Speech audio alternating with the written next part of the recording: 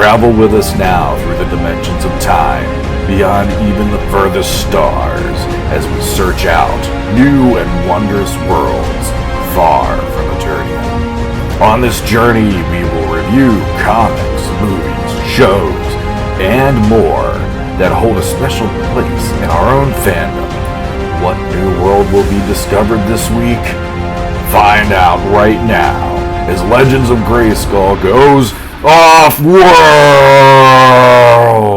Hello everybody, welcome to episode 2 of Off-World, a Legends of Grayskull podcast where we discuss the history, the mystery, the magic and mythology of Turtles, Silverhawks, G.I. Joe, Transformers, superheroes, Marvel, DC, anything and everything you can think of that we want to talk about.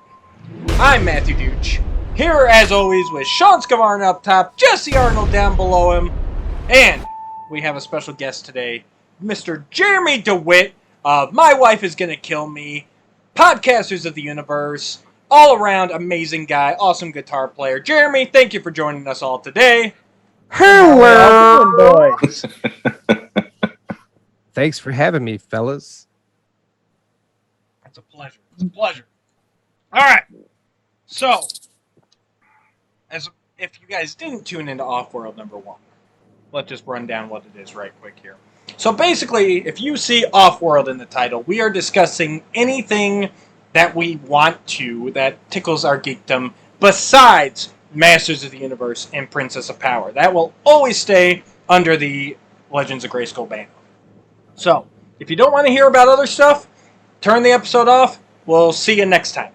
But if you do want to hear our takes, today our fearsome foursome is discussing the other fearsome foursome, and that is specifically the Teenage Mutant Ninja Turtles 1990 live-action movie. Woo. And now YouTube will take us down. Right. Because I just decided to be a little liberal with my creativity just now. It's for review purposes. Oh, well, yeah. That's true. So, let's start off, as we always do. Let's just give a little background, a little intro as to how we discovered Turtles, what our fandom of Turtles entails. I'd like to hear from you guys what iteration you most identify with. Is it the live-action movies, the Mirage comics, one of the animated series? Like, what's your go-to when you guys think of Turtles? And of course, I need to know everybody's favorite turtle. So, guess go first, Mr. Jeremy. Okay. Wait, who? Or Jesse? Jesse, tear it up, man. Tear it up. Jesse's ready. He's ready. He's ready to go. Bam. All right. So I got introduced to the Turtles by accident. I was in a Toys R Us here and when I was a kid, and I believe they were called Visionaries or some other sort of toy that had like the hologram chest with the Zodiac sign. And, I grew up, it was a very conservative home, and I was like, oh, that's Zodiac. I can't look at that. And I just turned my head to the left. And I saw this turtle with a bandana and some swords. And I was like, that's green and blue. That's cool. And I picked that as my toy for the day. And then I was like, oh, there's like a whole thing. And I don't know how soon after that I discovered the cartoon. But yeah, that's how I fell into it. Was I saw another toy that I was like, I shouldn't look at that, and found them sitting right next to it. So, and then that opened the floodgates to being bullied at school for the next 3 years. So, Well, how about this too? Just for reference, how old were you when you discovered Turtles, and or 90 when the movie came out? So in 90, when did the movie come out? In the spring, I would have been 10.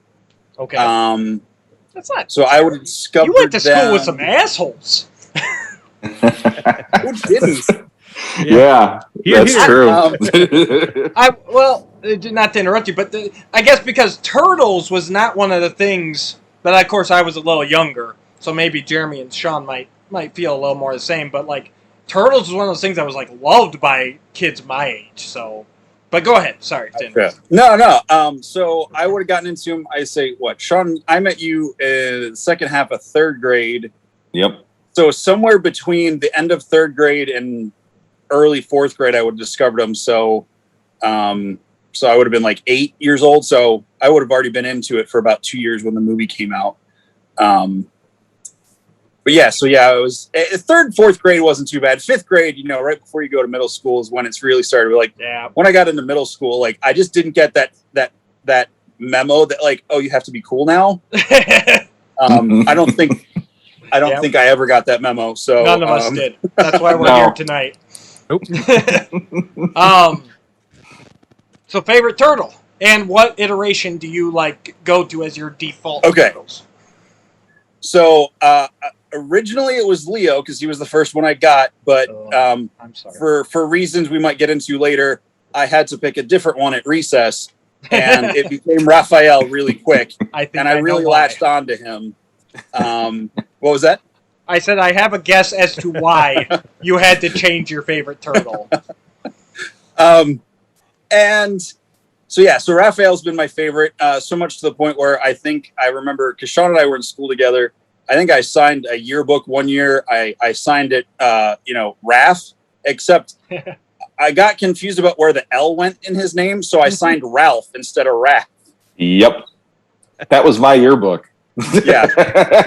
Do you still have the yearbook? I'm pretty sure I do somewhere. Yeah, I haven't dug it out because I have no idea where all those are. But I'm pretty sure I have all those. Now I want to see that. Yes, that needs to go on Facebook and Instagram, Sean, along with that other video we talked about. Oh yeah, that video. Oh boy. So yeah, so Raph's been my favorite since for almost over 30 years now, I guess. And I will say I will always have a special place in my heart for this movie. But as far as storytelling, world building, the thing I go to the most at this point in time, it is the IDW 2011 comic series that's still going. They've just done a phenomenal job with that and incorporating stuff from all the other iterations into it so well that it just feels like, all right, this is a great analogy. This is like the best version of the turtle pizza I've ever had. So. Not turtles on the pizza, but pizza of turtle stuff. Right. Yeah, I still got to check out that series. I have never jumped on it, even though I keep saying I need to. Breaks my heart, man. It's such a good series. I have only heard good things. Well, I heard one person say bad things, but he was an idiot. So, but other than that, it's been all great. ABF or something. Yeah, ABF. Every week on my. On my YouTube thing, every week I do my comic haul reviews, and every time the Turtles is in the run, whether it's the main series or an annual or a special one shot or something, it almost always lands the number one pick for the week just because it's just so well done. Nice. I got to get on those. Jeremy, take it away. Okay. When did I discover the old Ninja Turtles? Yeah, if you can remember. Okay, I'm trying to. I don't remember the exact year. 88, maybe somewhere around there. I was at a buddy's house during Christmas break, right? So I'm hanging out with him, and we had. And I don't know if you guys had this in class. This would have been fourth grade for me. But around Christmas time, you'd bring in a gift for a boy or a girl if you were a boy or a girl, and then you'd like just whatever swap randomly, and you get something. Well, so my buddy Jaron was supposed to get this gift, but he was in Florida, so my other buddy Greg got the gift that was going to Jaron. Fast forward to hanging out with Greg over break, and I see this turtle in this box, and maybe he'd opened it by this point, but he still had like the wrapper and all that crap out there, the box, and ripped open. But it was Donatello, and I was like, what the hell is this? Because I just got done with probably Ghostbusters at the time. Sure. And so yeah, it was like, okay, this is cool, and it kind of stuck in my mind. And then they started playing the series on TV, the first season, like the first 5 episodes or whatever, and they all go together. And then I started renting that and became absolutely obsessed because that's what every kid my age, in or around my age, was into at the time, as you guys well know. Yep. And I remember the first preview I saw for the movie. Like, I knew the one was in development, but I don't know how I would have known that. I probably kid magazines, Nintendo magazines or whatever, but I know for sure I saw a picture of it was in the scene where they're in April's antique shop, and the Foot are fighting them and stuff. And it was Leonardo like going up against a Foot soldier. And they had that picture in a Nintendo Power, and I just, oh my God, like this is what the Turtles are gonna look like, just freaking out. So, and of course, that movie came out, and it became my absolute favorite movie of like all time at the time. To this day, it fights between Ghostbusters, but those two are my number ones. Nice. Yeah, absolutely obsessed. And I remember that whole thing, like Jesse said, going into, junior high, and all of a sudden you're like, I'm drawing turtles all the time, and like the movie's super, it's on VHS now, so I like rented it and watched it 13 times in a weekend, and I'm like drawing them all over the place, and these, other kids are like, what are you doing? And you're supposed to like girls. Like, I still like girls, man, but I could like both. yeah, I like the turtles, man. Yeah, pretty much became obsessed with that movie, and I still watch it to this day. So it's pretty awesome. What else do you want to know? I forget. Favorite turtle and your like best iteration. Like, what is your turtles if you gotta go default? My favorite turtle is Mikey. I can see as Mikey. Yep. It's kind of my personality in a way. Just kind of like not very bright. But like can still get some stuff done, and just I love pizza. I like partying, but I'm very emotional too. Mikey's very emotional. When he gets really angry, it's kind of scary because it's Mikey, man, and that's freaky. Mm-hmm. Favorite iteration? Mm-hmm. Probably the 1990 movie. Version of them all. Nice. Yeah, I absolutely love the IDW comics. I've been reading those since day one. I love everything about it. I think they should just take that and make that like a live action movie. That'd be killer. That'd be amazing. Yes. I mean, there's a couple storylines here or there that like weren't the best, but they were overall. It's absolutely fantastic. So. That thing's been running for what, a decade now. I mean, you get enough episodes or enough issues, there's gonna be some dud stories in there. Right, right, and maybe it was just dud to me because it's just not what I liked personally. But a lot of stuff from the whole, even like their whole reincarnation deal, rather than I've heard about that, being oozed and all that. Like that's freaking brilliant, man. Yeah, I really like makes more sense. Yeah. I thought Jesse had something to say. Just jump in. Someone will shut up. Yeah. All right, Sean. So now your turn. And why did you make Jesse change his favorite turtle? Go. All right. So I was introduced to them through Jesse because he had them on the playground when we were in 4th grade. And I was like, what's up with this? And I was looking at, you had I want to say you had the ID cards from the back or something. Mm-hmm. And I remembered looking at them, and I was talking to him about it yesterday. I was like, okay, originally I didn't know their names were Leonardo, Donatello, Michelangelo, Raphael. I thought they were Leonard, Donald, Michael, and Ralph. So I was like, why would you name heroes this? This is stupid.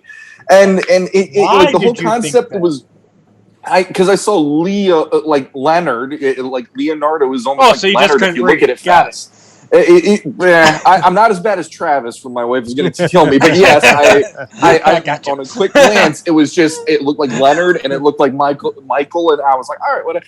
And it just seems such a weird concept. But then when I'm like, oh wait, Leonardo, like the painter, and I knew that stuff because my mom taught art history, so I knew of Leonardo and Michelangelo. And then through the Turtles, I learned of Donatello and Raphael. And then my mom's like, well, yeah, they're painters. I'm like, no, they're not. They're turtles. Don't even talk to me about this other stuff. I don't know what you're talking about. But I went to. My mom was into Star Trek. She liked taking me to conventions. We went to one of the Star Trek conventions locally, and a guy there was selling toys. He had the Ninja Turtles on his table, and Leo was the one that I gravitated toward. And I'm like, can I get this guy? And my mom's like, another toy line. I'm like, yeah, this is cool. Like, look at this. He's a turtle and he's a I'm like, come on.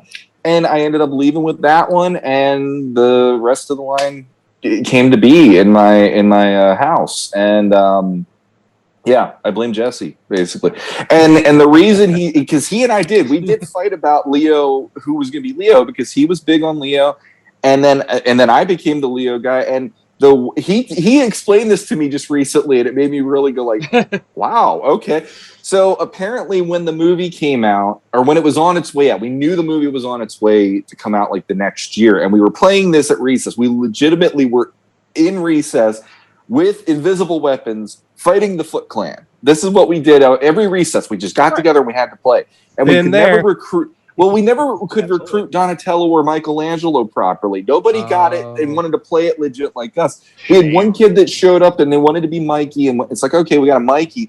But then if we got a Donatello, then halfway through he goes, I want to be Doc Brown instead. Or I want to be Mega Man. And we're sitting there going, what? He said, you're Donatello. No, I don't want to be Donatello. Okay. But apparently he said, I had been reading up about the movie because it was exciting to go, wow, there's this movie. Jim Henson's studio, their studio was involved in creating the costumes. That made my mom get excited to see the movie because she loved Jim Henson and all that. And so I was learning things. I was reading the storylines. I was reading the novelization, all that stuff. And I was telling Jesse, this is what's going to happen. And he didn't care about spoilers, apparently, back then. It was very much like, okay, so in the movie, they're going to do this. I'm like, yeah, and then Raph, he's the angry one all the time, and he's the one that has more screen time.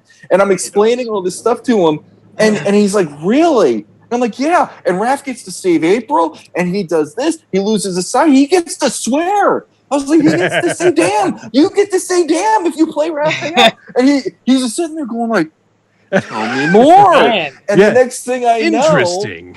Exactly. The next thing I know, he's like, you could be Leo.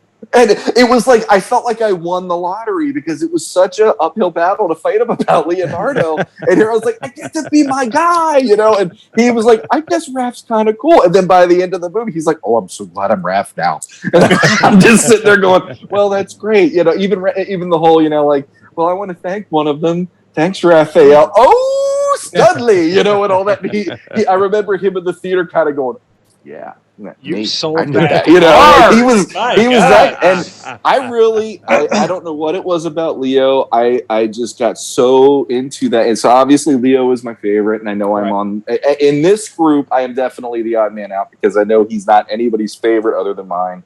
No. But I'm cool with that. It's like, somebody's still got to like Cyclops on X-Men. You know what I mean? It's like everybody's got a mother. Somebody loves them somewhere. So, but yeah, Leo to me, when I see him, he encompasses what I think of as Teenage Mutant Ninja Turtles in that way, where it's like those swords are just so iconic of ninjas to me that it's like, yeah, Teenage Mutant Ninja Turtles, And my favorite incarnation or iteration, it would be a toss-up for me between this movie and the 2012 Nickelodeon series, because that thing went the gamut. Strong contender, yeah. That went the gamut of like, I loved how they went all over the map. They had nods to the movie. They had nods to the Eastman and Laird original comics. They even threw their own mix into it, and it was like you never knew what you were going to get on that show. And by the end of it, it's like you just sit there going like, wow, you journeyed through that thing with these characters. They had Napoleon Dynamite as Napoleon Bonafrog. How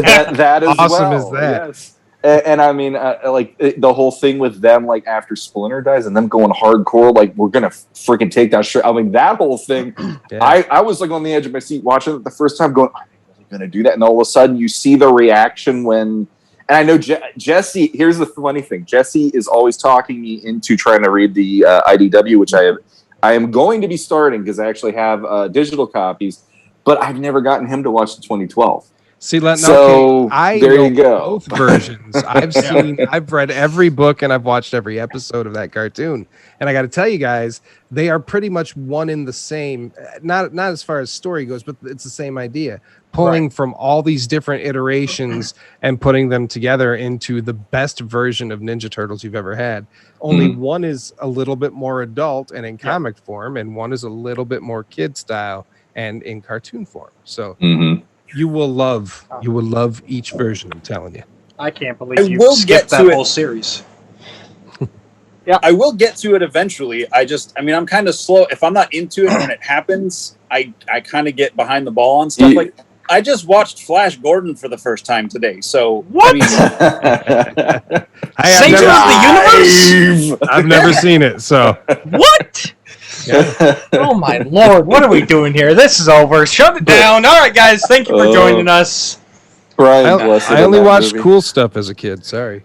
Dude, it has a soundtrack by Queen. Come on now. I stand by what I said. Oh! I think you would love it, Jeremy. I probably would. Way I more probably than I would. thought I would. But yeah, like if I would have seen that as a kid, I'd have been like, "What is this nonsense?" For No, that anyone who gives the 1987 Masters movie crap, I want to sit them through Flash Gordon and go like, Right? I'm But sorry, He-Man felt a lot more legit than what they pulled in that movie. That's all I can say. But Brian Blessed as the king of the Hawkmen or whatever that guy. Oh, Guys! Oh my god! but it's He's brilliant. so cheesy that it's great. And then that rock opera soundtrack just that was when I was just channel surfing after middle school one day, and I'm like flipping through, and it's like the opening scene there, whatever, I think the rocket blasts off beforehand or something happens, and it's like, what the hell is this? And then all of a sudden that music kicks in, like, all right, you got me. I'll see more. Keep talking. The most I know about that movie comes from Ted. Yeah.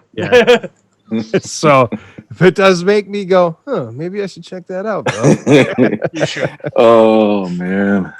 All right, so put into context, obviously, as everyone knows, I'm a bit younger than these old folks.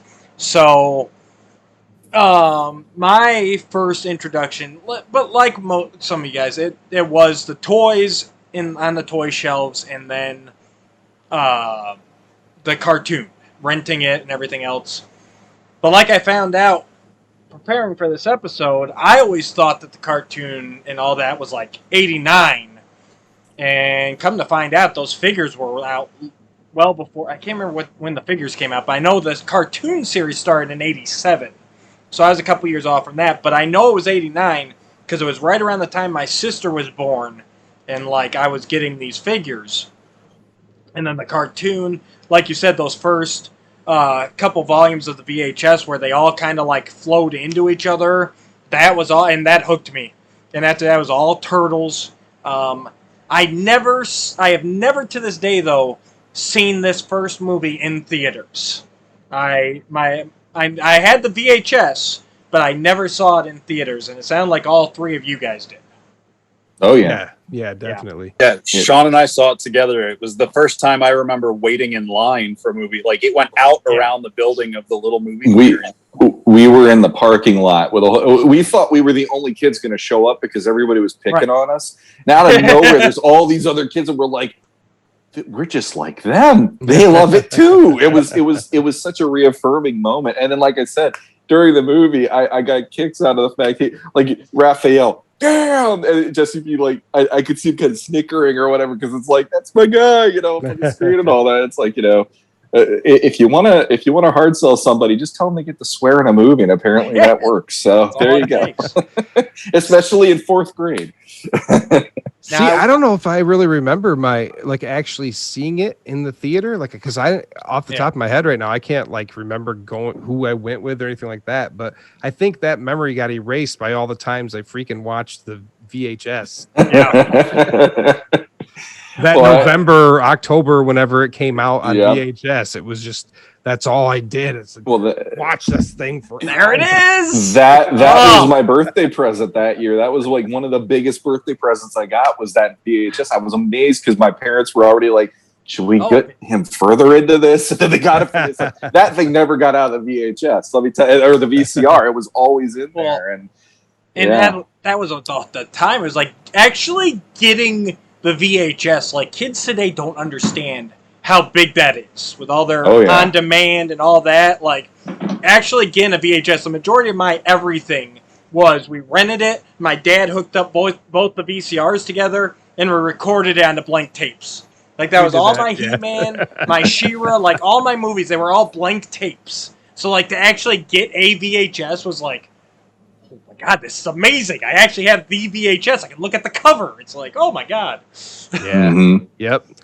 The legit one. The feel that. FBI won't be chasing you down after this episode. Nope, not once. that one. He's admitted to that on the other show, and it's like, oh boy. Yeah. I'm waiting for those guys to bust out his door. There's It's been still you! I'm on the list somewhere. That's for He's sure. on the list. Yes. That was the 80s and 90s though, man. Making was. tapes and tapes. Mhm. Yep. I did. I'm not gonna lie. I did it myself for a few things. So yeah, I'm not innocent. But Oh, yeah. he's announced it before me. That's why I think they're after him Perfect. first. Our copies of Star Wars had that. Empire Strikes Back and Return of the Jedi. They were on blank tapes, and they had that like HBO free weekend banner at the bottom. Like, so, and I think that's all that, because we had like a few VHSs that were like all just these movies, like one after the other. And I think like basically my dad like put the blank tape in and just hit record on that free weekend or whatever. Perfect. Hey, whatever works. Whatever works. But I gotta say though, the first movie, especially when I first saw it, did not do much for me. Like, I enjoyed it, but I wasn't like over the moon about it. I was more inclined to go for the cartoons or play with my toys, you know. For me it was, and I know I found out that I'm in the minority, for me it was all about Secret of the Ooze. When that movie came out, like, that's the movie that I wore out, like, watching that constantly. Well, that was my favorite one when I was a kid. The second one. Mine too. So I found out though that I'm in the minority on that. So Well, I'll be honest. I saw that one in the theater, and that was the first movie I remember standing up when it ended and going, "Is it too late to get my money back?" Wow.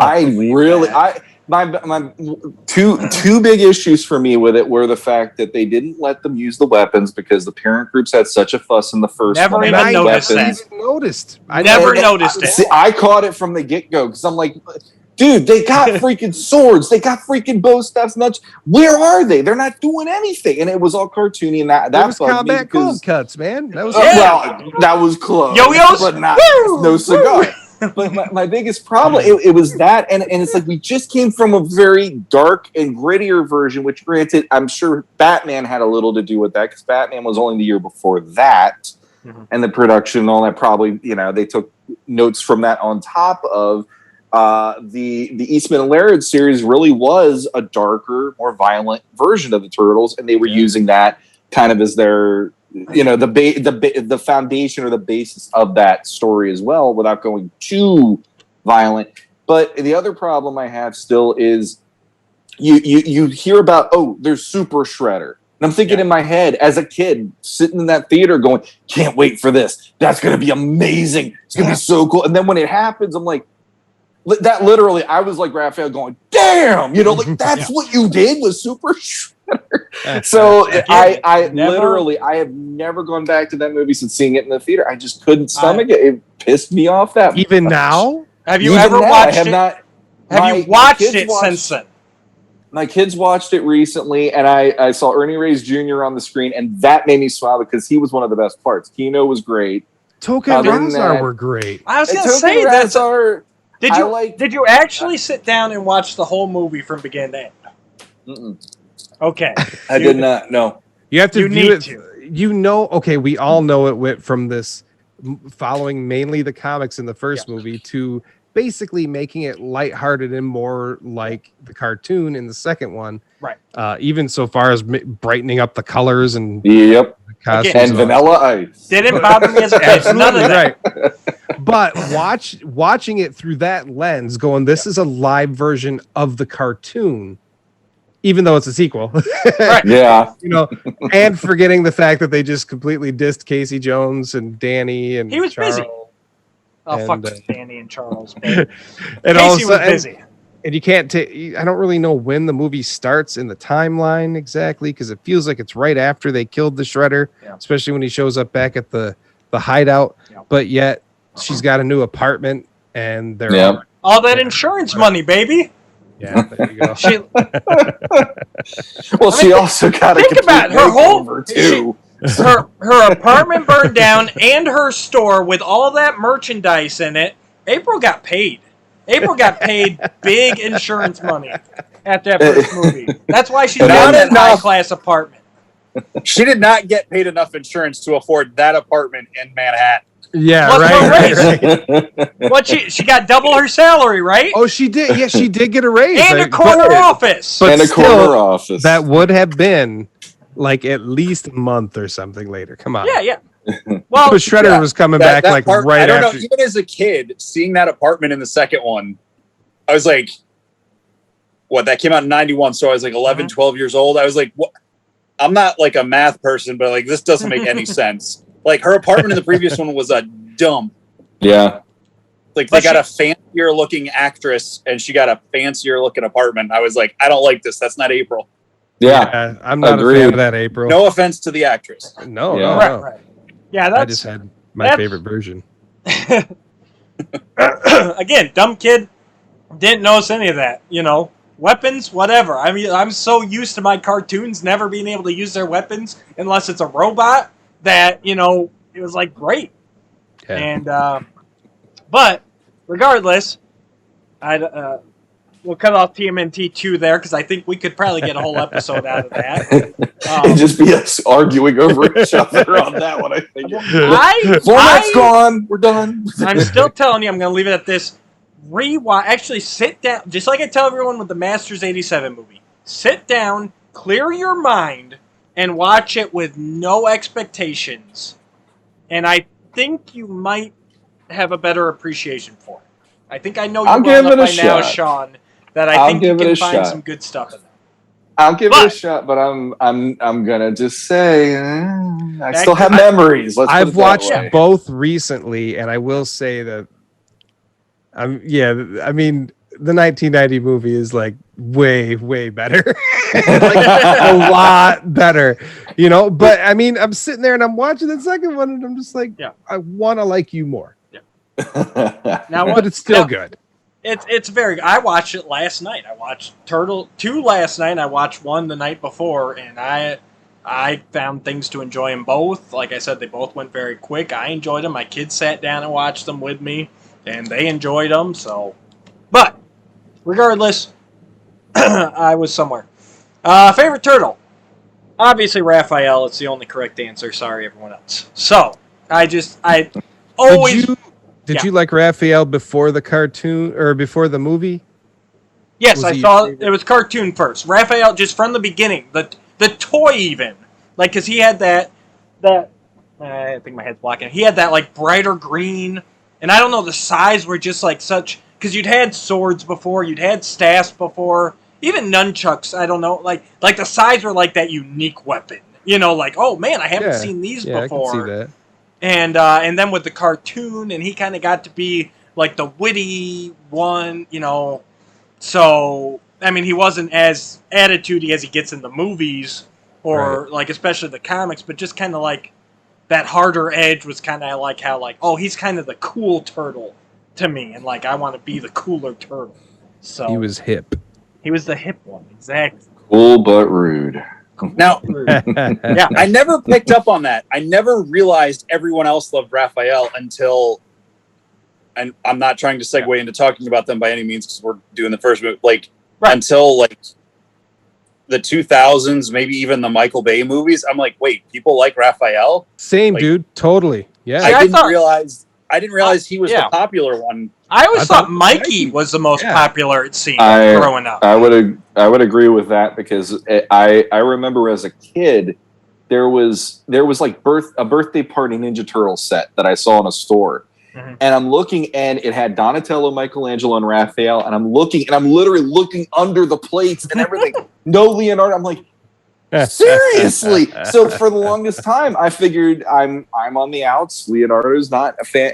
Nobody likes him, but Donatello, Mikey, Mikey. He was the one that when we were kids, everybody loved Mikey, Yeah. and I actually didn't like him for that reason. He was like, okay, he's got nunchucks. He's the party dude, but I it's like at the same time, like, but there's other characters. You could get like maybe there's something else. And no, Michelangelo, everybody loved him. It's like, all right. I lucked out because I had me and my brother, and then my best friends at the time was Jaron and Ryan, and they were brothers as well. So like we had 4 people, and we'd hang out. We could all be turtles. Yep. My brother always got Leonardo though, because nobody else wanted to be him. Nobody wanted to be him. Nobody fought with me.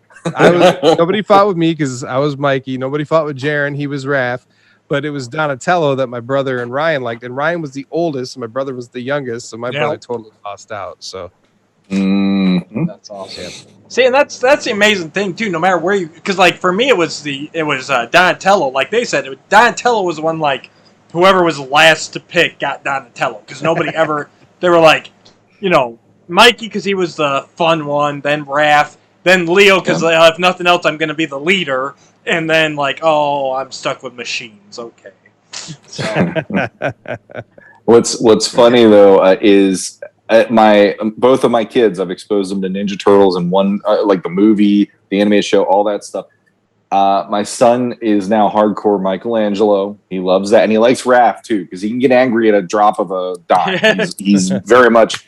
And my daughter, from the day she discovered them, Donatello is her guy. There's no she absolutely loves. He can invent anything, and that's the thing that really she loves purple and the invention part. Donatello just knocks it out of the park for her. And I'm like, that's awesome because I never knew a Donatello until I had my daughter. So there you go. It's like through me, I have a Donatello now, and then Jesse's the Raph. It's like, okay, that works. So yeah. And to wrap it up, for my favorite iteration, I would have to go with the Nickelodeon 2012 series because honestly, probably from the sounds of it, because I haven't seen the IDW or read the IDW. Because that's what I love about that series is it took all these different elements and it's like, well, what if we do this? And it's not even necessarily my favorite version of all the characters because I really dislike what they did with April and Casey in that series. I'll agree with that, yeah. I love, it made me love Leonardo. Yeah, but everybody else was so well my developed. My favorite version of Leo. Yeah, everyone else was so well developed. Shredder and the Foot were a legitimate threat. They still paid homage to Krang and the Utram, comic storyline. Like, it was kind of this nice blending. The only thing I wish is that April and Casey had been adults. And that's basically at their age. Like, not even necessarily their story arcs, but they were too young for what I need those characters to be. So yeah, I can agree with that. Yeah. Yeah, so that's mine. So, all right. Let's get in. Let's give some credit where credit is due here. So, we've got the Teenage Mutant Ninja Turtles live-action movie. This was directed by Steve Barron, written by... the story was by Bobby Herbeck. The screenplay was Todd Langen and Bobby Herbeck. And for the big cast, we got Judith Hoag as April O'Neil, Elias Koteas? Koteas, I would have never gotten that. I believe it is, yes. We're going with Jeremy. Elias Koteas as Casey Jones. Josh Pass as Raphael. David Foreman, Leonardo... Oh, no, he was... I hate when it messes us up. David Foreman was the body for Leonardo. Brian Tachi was the voice. Leif Tilden was the body of Donatello. Corey Feldman was the voice. Michael Insisti was the body of Michelangelo, and Robbie Rist was the voice. Kevin Clash was the voice of the Splinter. And the puppeteer. And was it puppeteer too? Yeah, he's the guy who does Elmo, dude. That's right. I cannot find... Where was the Tickle Me Splinter doll? Exactly. Yes. Oh, that tickles. Oh. and then when he's done, I made the funny. Yes, exactly. Yep. So was Ernie Reyes Jr. then? He was in Raphael. He had to be the bot. Was it Raphael? I thought it was Donnie. That's what I thought too. But this, unless this is incredibly wrong, this says Leif Tilden was Donatello.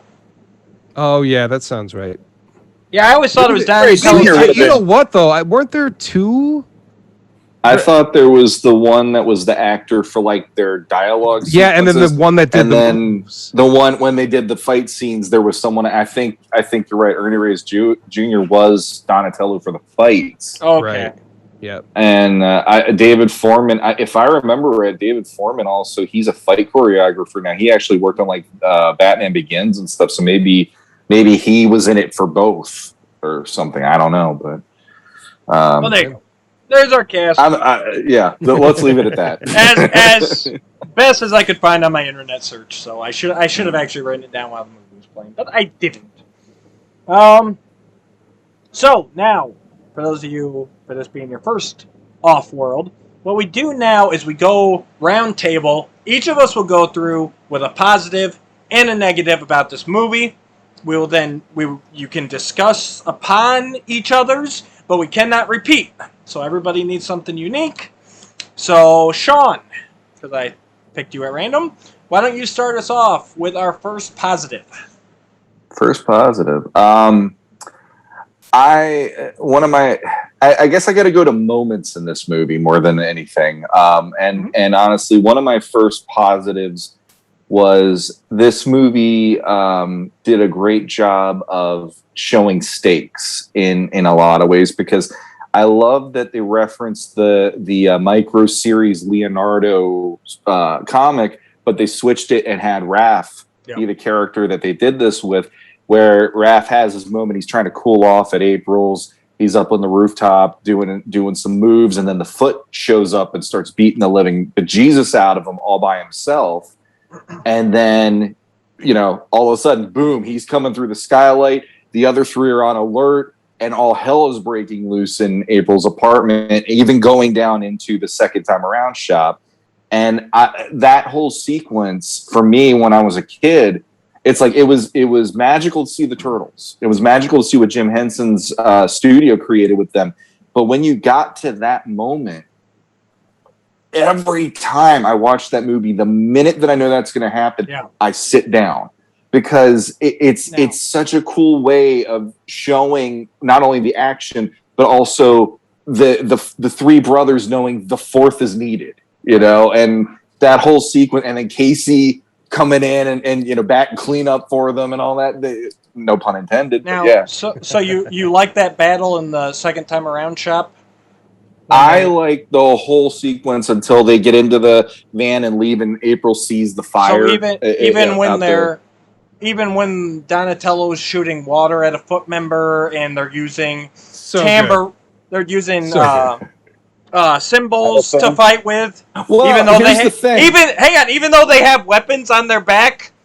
They don't have them on their back the entire time, because you see Leonardo in the doorway gets punched by some foot ninjas, and he drops his sword. So all of a sudden, it's them improvising in that moment, but they're at least using their weapons at the beginning of that fight. Picking them up in the ceiling, and when I was a kid, and I had no argument about that battle, because I'm like, you as a martial artist, you're improvising, and in that moment, first off, you crash through the ceiling of the second time around. You don't know if your weapons are nearby, so you're grabbing whatever you can to improvise. But you're not starting out the movie with weapons already in your sheaths and whatever, and going, I don't need those. I got sausages. I've got a clown balloon. That's where my issue. So if Leo had just dropped his swords before that mall fight, you would have been fine with the second movie. I would have judged it less harshly, because it would have been nice to go, hey, they're not just back there the entire freaking but why fight, would they swing swords at just regular robber guys? They're not. They're not going to kill them. They could. They're not animals. They're not going to slice the dude's head off. I mean, when they fought. Okay, go ahead, Jesse. Jump on in. Just to comment on this, because I'm halfway through rewatching the second one. I have not watched that in decades. Mm-hmm. I specifically went into it this time to watch the weapon usage. Mm-hmm. And Leo, in that opening mall fight, he has his swords out, and he is using them until he sticks them into the ceiling and falls off of them. So he is using his weapons, and so is Raphael in the second one. Donnie and Mike aren't for some reason, but those two start off with So we're going to tone down the weapons in the movie, but we'll let the guys with the pointy metal ones use them first. But yeah, I'm with Sean on this just to let him finish his thought. But like they're going total Jackie Chan and just using the environment. No, I love it. I love that whole sequence. I had to. I'm sorry, Sean. You gave me. I knew you would. I had to take it. But again, no, I agree. That whole thing. They're hacking up the floor, and Donatello's like, "Oh, I don't think this is a good time for you guys to be dropping in structurally." Exactly. Speaking. You know. Yeah. It's that those moments where it's and you can feel the shift in that scene. Like when the Foot first drop in, it's the three brothers. They're quipping. They're making their jokes and everything. And the tone of the fight is completely different to when the floor drops. They drop down, the fire starts, and the music changes. How they're you can just tell they're desperate at that point. They're like, wait, this isn't going how we thought this was going to go. Exactly, and during that fight, one of my favorite moments in that fight is actually when they all of a sudden they're ready to go and they're going to fight the ones that they know they have to go up against, and all of a sudden the door opens and there's Tatsu with like a whole nother legion about to come in, and I love that they're like, oh, and I love that April is looking at them with this kind of, you mean you can't win? Right. And there's so like on her face, there's enough written there to let you know this is not good. Like they do need all four of them to make this work. And I love how like they're showing like they even like painted the costumes to look like they were getting bruised and all that stuff. Yeah, it's exactly. And like you giving me the crap about that, but I'm like, dude, at least Mikey got symbols. They're shields. He can at least deflect things. You know, like Leo jumping on. I'll give you that. Leo jumping up on the bike and doing the bicycle kick. Not a great idea because you see like 5 foot ninjas drop on him, but it is like, I'm like, if they fell through that floor, who's to say Donnie still has his bow? I know he does, we see it later on, but it's like, who's to say they have their weapons to collect? So all of a sudden they're grabbing whatever they can to just get out of there, and like you said, the music, when that changes, the tone changes. And I love that with Casey. He's got that moment. What are you doing with my little green pal over there, huh? Ooh, who is the babe? And I love that little moment is enough that you see the turtles kind of get back into it again, and they're like on fire enough to go, okay, we just got to get the hell out of here, and then we can lick our wounds later at least. And I love that it's like Casey shows up. That's one of those like, like as a kid. The audience went nuts when that happened because it's like, yes, we can maybe win this. It's like as kids, you're still rooting for those guys. And I absolutely love that sequence. And from that point on, it's like, if I didn't see the beginning, if I see that part, I'm like, oh, I got to see the rest of this because I want to see the Shredder fight too. So absolutely. And that's one of those things too, especially as a kid, like you didn't see that a lot, especially in like your cartoon episodes. Like there wasn't a lot of times where the best that the heroes can do is just get out of there, and so that always kind of raises the stakes on the young mind. Like they really did not win at all. They got out with their lives and lost the building, lost everything. April lost her job, And that Danny kid, man, he ruined everything in that movie. He stole $20 from April. Then he freaking told on her and said, "Hey, the turtles are hanging out with her." Yep. And then he got in trouble. He got in trouble with the law. So his dad, in order to get him out of... Are we doing our big Danny talk now, or saving that for a little bit? I'm sorry, but just... I don't. Trust me, we all want to get... You're trying to sheath an angry beast right now. If Judith Hogue April... If Judith Hogue April gives you a piece of paper that she drew on, you do not fold that up and just put it in your pocket, dude. You just... that never fold. That hurts my soul. It does. Rolled it up. I mean, because there's like a little moment there where every time I watch it, there's this like moment where I almost want her to say, "What the hell are you doing? Why are you folding that? What the, did your dad not teach you anything? Goodness. We'll move back to Danny, but we're in positives right now. So they one question though about this scene and kind of how does Raph get his size back? Because the Foot Clan throws them over the side of the building when they jump him. Oh, Casey probably saw it and grabbed him. That's kind of what I figured. I just came up with that right now. But Boom. he was That's what I watching, thought, too. he was watching him from afar. Yeah. And Yeah. saw him, and so he could have seen them throw it off the edge. So I like that too. I like Casey's thing. Like, I'm just gonna scope out these rooftops. Oh, there's that turtle I beat up in the park the other night. I'm gonna go ahead over and see how he's doing. yeah, he wasn't quite as crazy as he was in the comics, where he's like watching like news all the time, and just. But Yeah. he was. But he kind of was. He had the radio out there, I guess. Yep. Yeah, He had had to scan the us. radio Yep. when he sees the commotion. Yeah. Yep. I love Casey in this movie. All Oh right, yeah. next positive. We'll go Jesse. What you got? Positive. I'll go. Sean mentioned this slightly, but I'll kind of go in a little on this. Is the suits, the actual like Jim Henson costumes, the suits themselves. I was specifically watching it. I rewatched it last night, and I've always just watched it as a fan of the Turtles, and doing this and talking with another one of my friends about other movies, like I've started to watch with a more like intentionally critical eye for things that to pick up on, look for things that I never really paid attention to. And I noticed just the design of it. I think they get worse as the movies go along, even though the technology improves in the second one. I think the look of them in the first one is perfect. I can forgive that the lips don't move exactly right because they get so much character and personality in them. Yep. Like when Raph is watching April come out of the police station and he's in his disguise, and just that little smirk and like little glint in his eye as he turns around. It's like, you believe that these are like real things. And also, I have no problem. You could make them black and white. You could make it all black and white, and you could still tell what turtle is what because the faces are different and stuff. So just the costume, even Splinter, just the motions, and you know, like when you hear composers' music, you can hear themes. And we're like, oh, this is John Williams, or oh, this is James Horner, or whatever. But like you can see Jim Henson, especially in Splinter, like just the movement of his head and the expressions and stuff, and they're so great. And they didn't try to make them cartoony, kid friendly. Like Splinter looked kind of horrifying. Wet. He's missing an ear, and and he's got like super jaundicey yellow eyes. He definitely stunk. Yeah.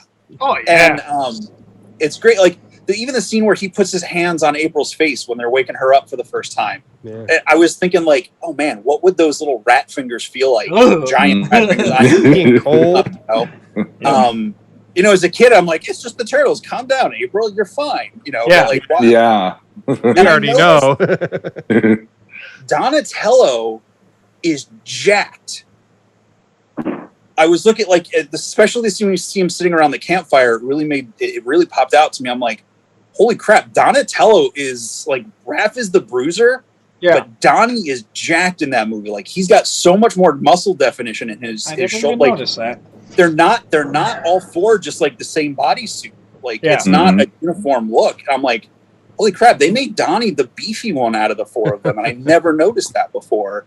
And because he's the smart one, so you don't think that. But yeah, like he's definitely like the bulky one in that movie. That's his. I got a stick. It sounds like I gotta bulk up. I gotta be the bruiser that way now.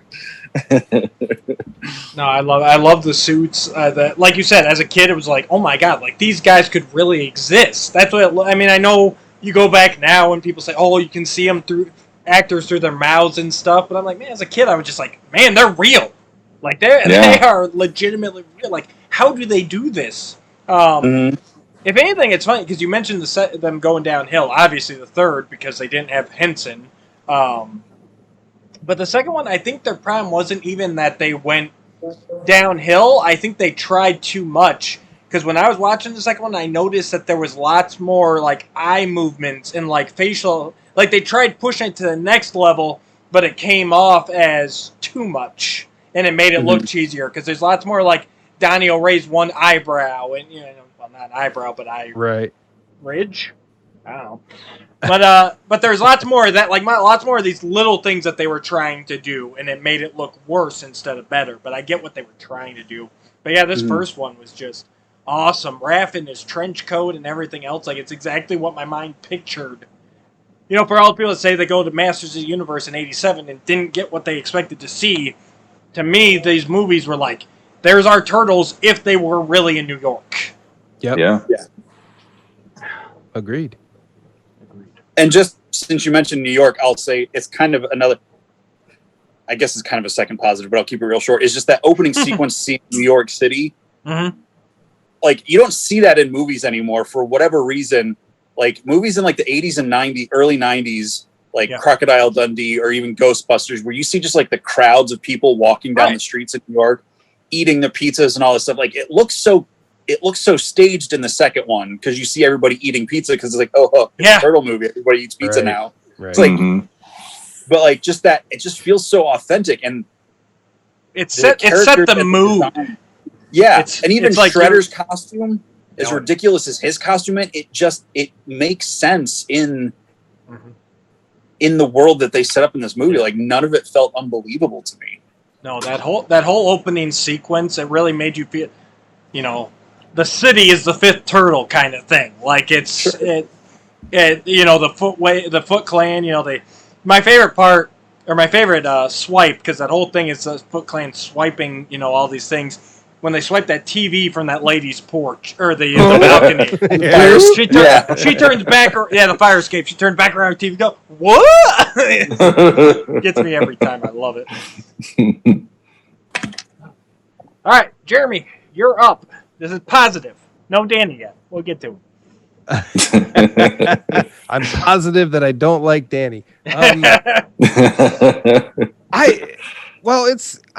know. There's so much positive about this movie, but I would like to say that their portrayal of their personalities would probably be like my number one thing.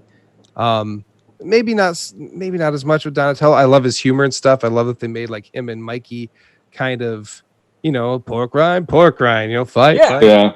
Like they were kind of like buddies, and you could tell the other two were always kind of against each other. Now, it made them feel more like teenagers. Yes. Like the cartoon, I don't know. It didn't really nail personalities very well. They were all kind of like the same one in a weird way. Just like as far as like humor and stuff goes. So this was like, you had your badass, the one with the anger issues, and dad always had to talk to him and stuff because he had a problem. He's picking fights with his brothers, and then you got Leo, who's like he's not really a leader, but he's definitely like he's the one paying attention when Splinter's like, let's meditate. He's right up front,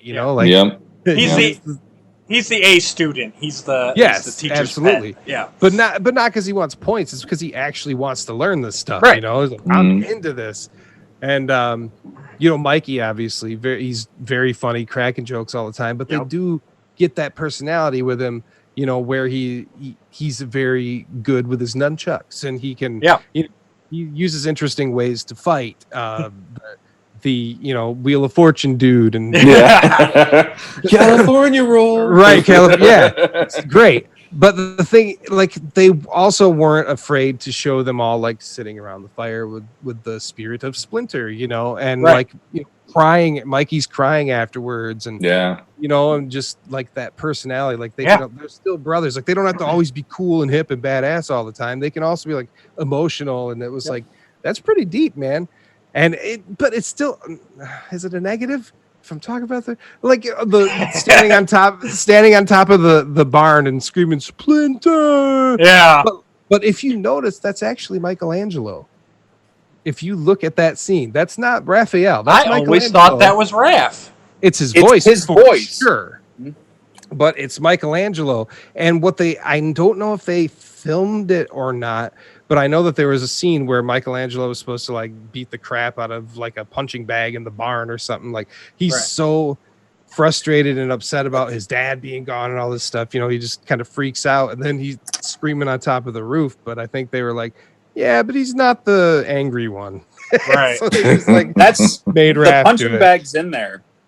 I had to rewind it last night. There is. That was Raph's voice, but that's Mikey on the barn because you can see his nunchuck tucked in the side. Yeah, and I rewound it far enough, and the punching bag, the coloring's a little off, so it almost looks like Raph, but it's Mikey because he's got the nunchuck tucked in. So that's definitely. I think they just felt like they just didn't want to go deep into it, probably for time. Right? Like because I think Well, I think in like the comic adaptation or whatever, like they have him like breaking it down to the ground and like he's just kind of freaking out. Right. In the comics, he kind of freaks out a little bit Yeah. more. He's the only one. He's the only one they don't let April do a narration over at the barn. Mm-hmm. He talks Right. about Oh, Leo, yeah. Raph's And recuperating, Yep. Donnie's doing with Casey, Leo's, doing his thing. She never talks about what Michelangelo is doing. It's true. And I feel like I heard a few years ago that somebody found a Michelangelo drawing. So maybe that was going to be in the movie, but it was either cut out or just wasn't filmed for whatever reason. But that's kind of thing. I'd love to see that. Jeremy dropping knowledge. Sorry, man. I'm obsessed. I love it. No, that's why we brought you up. There's different stuff in Yeah. this too. You get the end, Yep. the actual end of the movie in the novelization. And I read that. I remember reading that. I remember having that, but I can't remember there being differences. I'm sure maybe as a kid I did, but right now I can't. It's been too long. But yeah, no, I completely agree. I actually was curious. Bobby Herbeck, he really understood these characters. I have it written down right here. It was amazing to me, especially rewatching it recently. It's like, wow, the first movie, and they really nailed each of these guys. I love the Donnie Mikey team up, where it's like, and basically they're the ones who are always like stuck. Like, hey, let's go play a board game or something. Raph and Leo are fighting, which is again. cool, Like, but it's like they kind of didn't pay a lot of attention to Donatello's like machine thing. No, which no. I guess didn't need to happen because it was mainly after the comic, but kind of but he was still smart. I mean, he was the one working on the truck. He was right. The truck was a great scene. The And he Trivial said Pursuit. right. Yeah. Mm-hmm. So they tried to get it in there. Yeah, he was definitely the smarter one. They just didn't come up against the situations that needed that. Like the second movie. Like the second movie, where he really shines. Along with Raph. Raph is really the star of these first two movies. I got to rewatch 3, but... 3 would probably be Mikey. Yeah, off the top of my head, I'd say yes, but it's been so long since I saw it. Yeah. But yeah, I love the characters in here. I can't believe how well Bobby nailed it, because I'm trying to... Basically, you would have had... Depending on when he's starting to write this, you would have had Mirage Comics and maybe that first miniseries, if that, depending on when he started writing it. So it's really amazing that he nailed it this well without trying to, without even adding in any of his own stuff, which writers like to do a lot. They like to kind of tweak it to what they want to make, But these guys really just wrote a Turtles movie and nailed all of these guys. Yeah, it's like they actually paid attention to the source material or something. Go figure, right? Honestly, like before the movie came out, I couldn't watch the cartoon because the cartoon was on I didn't have cable, and we only had like 4 stations, so the cartoon was on a channel that it was not of the 4 stations. So I was going out and that's how I got to do the convincing with Jesse that Raph is your boy. I want Leo and all that. Yeah. Because I was finding the Eastman and Laird graphic novels, and I'm like, oh, it's not just a toy line. These guys made these. This is cool. And I read the source material, and it was the coolest thing to read that stuff and then go to the movie and go, whoa, like they legit were doing this, and it's like anybody who was just watching the cartoon, I could see why it would have been like, whoa, this is not what I've been watching. But for me, at least having that, I was like, oh my God, this is so cool. Like they went there with like the source material, and it works. That's part of why this is pretty darn high, is like, this is what you should do when you do Ninja Turtles. Yeah.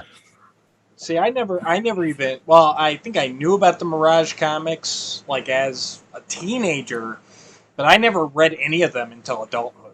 Like, I never came across them, whatever, so that was so far beyond, like, my scope of everything. Yep, I've read, like, the first 2 of the compendiums or whatever. I got all 4 of them, and still to this day, I'm never getting rid of those. Yeah, I don't have the old ones, but I have all the newer IDW like big collected books. Yeah, and the pages are all huge, and they have all these notes by Eastman and Laird. Yeah, those are the ones that I read. Yep. a couple of those, and some of those side stories by the other like writers and stuff, though they had guest writers. Some of those were some were trash, but some were actually pretty good. Right. No, I got to finish that up, but yeah. So I think that's part of it too. For me, coming in having just the cartoon, there was a lot that was kind of like, huh, what? You know, at the time I felt like they were changing stuff. But then to find out later, it's like, no. Foot soldiers to be robots. Robots, yeah. Like a comic before it came out, based on my one drawing one picture I saw in my Nintendo Power, and I was having them kill foot soldiers. And that's, I guess I'll roll right into my positive before you guys, because you guys have already nailed many of the stuff that I had written down. Trying to cage a wild beast, I told you, man. No, but I'm just saying, I wrote down a lot. Because I knew this was going to happen this way, but that's my first positive.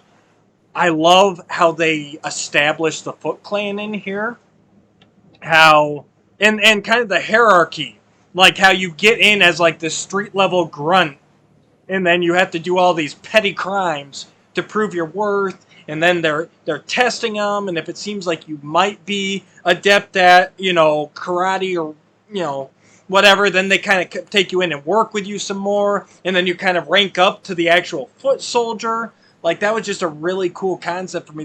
The whole Island of Lost Boys type thing they had in that warehouse. Like, yeah, you can do anything you wanna, menthol or regular, all that. Like, it was like, oh my god, these kids are bad. They got menthol and regular cigarettes. Like, oh my god.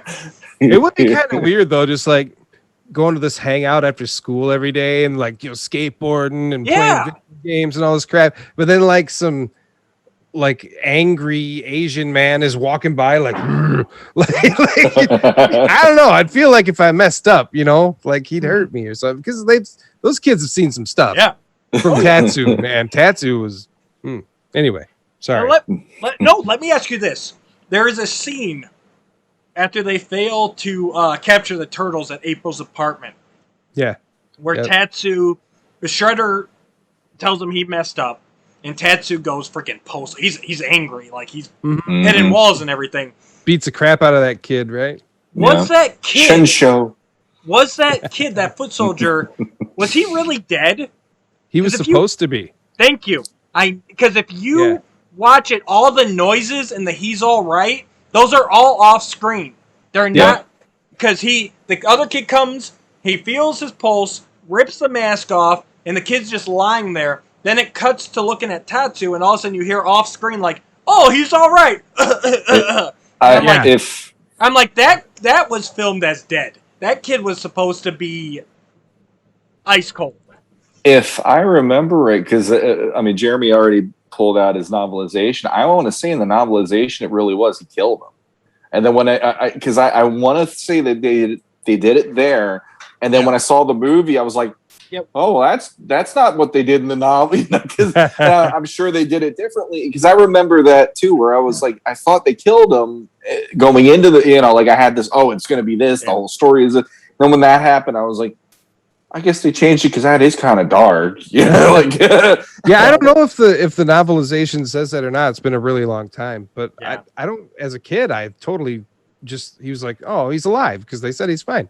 Yeah, as a kid, I never worried about it. But I have read stuff where maybe interviews with the director and writers and stuff where they're like, like he was supposed to die there. Yeah, when I watched it, it was totally the G.I. Joe the movie Duke's alive message. Like it was totally added in after the fact. He's alive. I think he's okay. Yeah. It's like you guys were just saying, being around Tatsu, you've seen some stuff. And the thing is, like, for Casey and Splinter doing the convincing later on, and you call this family, you call all this, it's like those guys have already seen what that family can do, and it's not really helping, So it's a good point in the movie where it's like, this is what you're involved in, and then later on when they offer, hey, get the hell out of this, I really like how that turn does pay off later on too, on top of all that. It's that they went too far. Like all of a sudden they're seeing all that stuff that normally happens in the back room.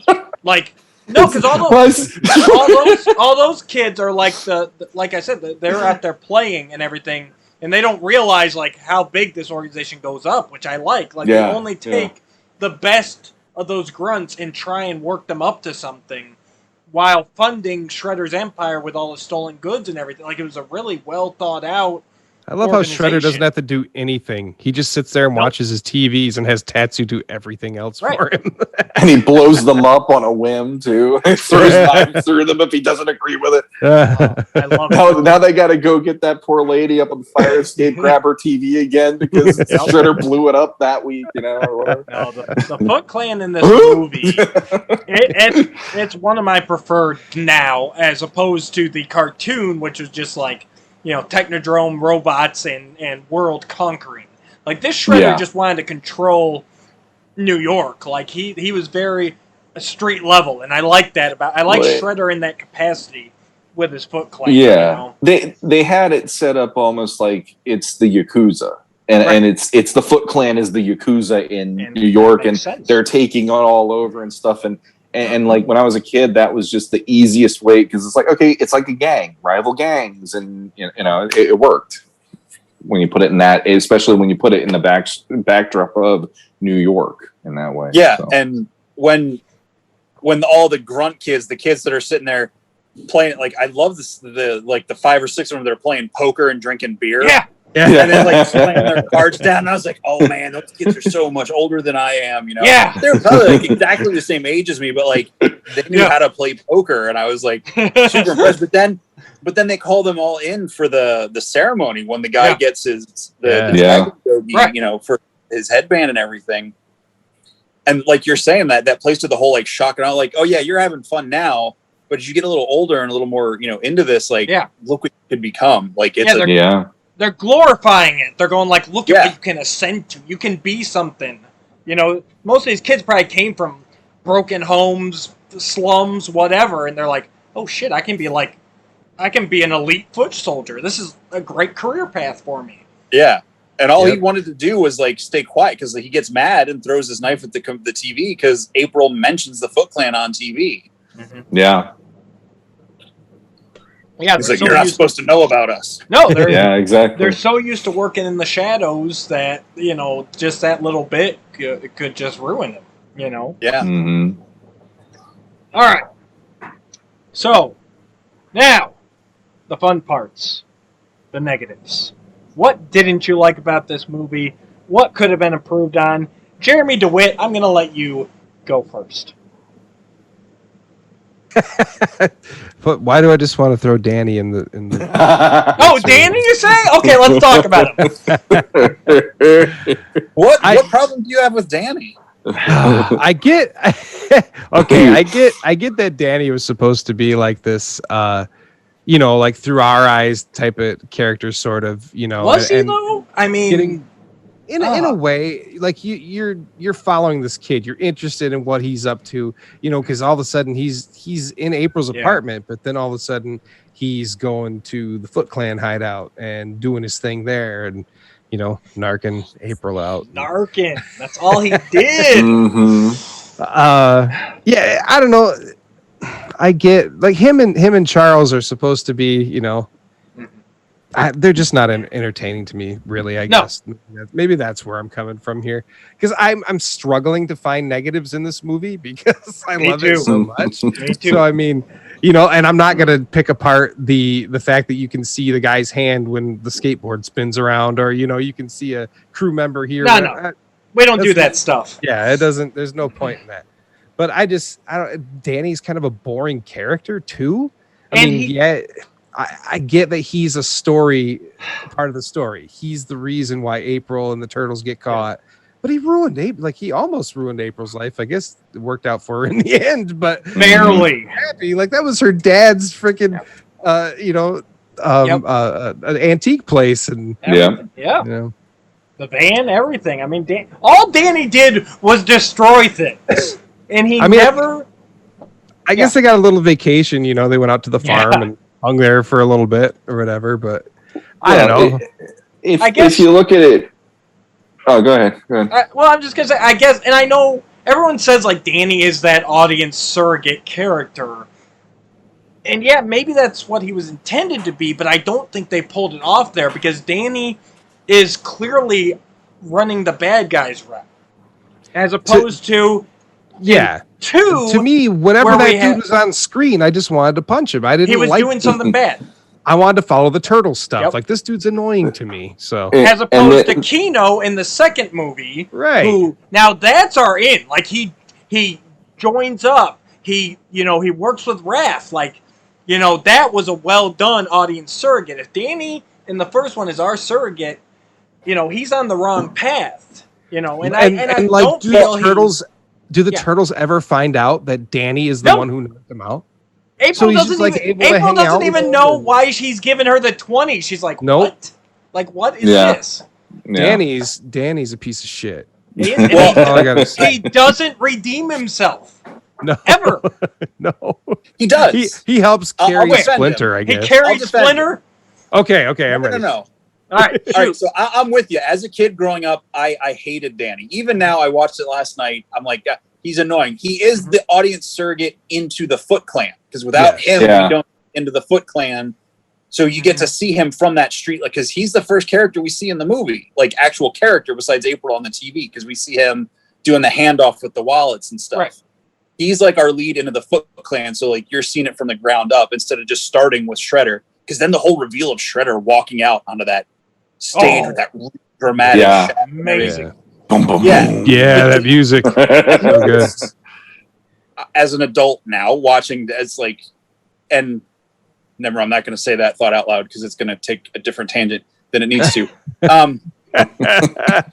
He sees April's place burn down. He sees it happen. Right. Yeah. And you see the look of remorse. That's what leads him to go talk to Splinter.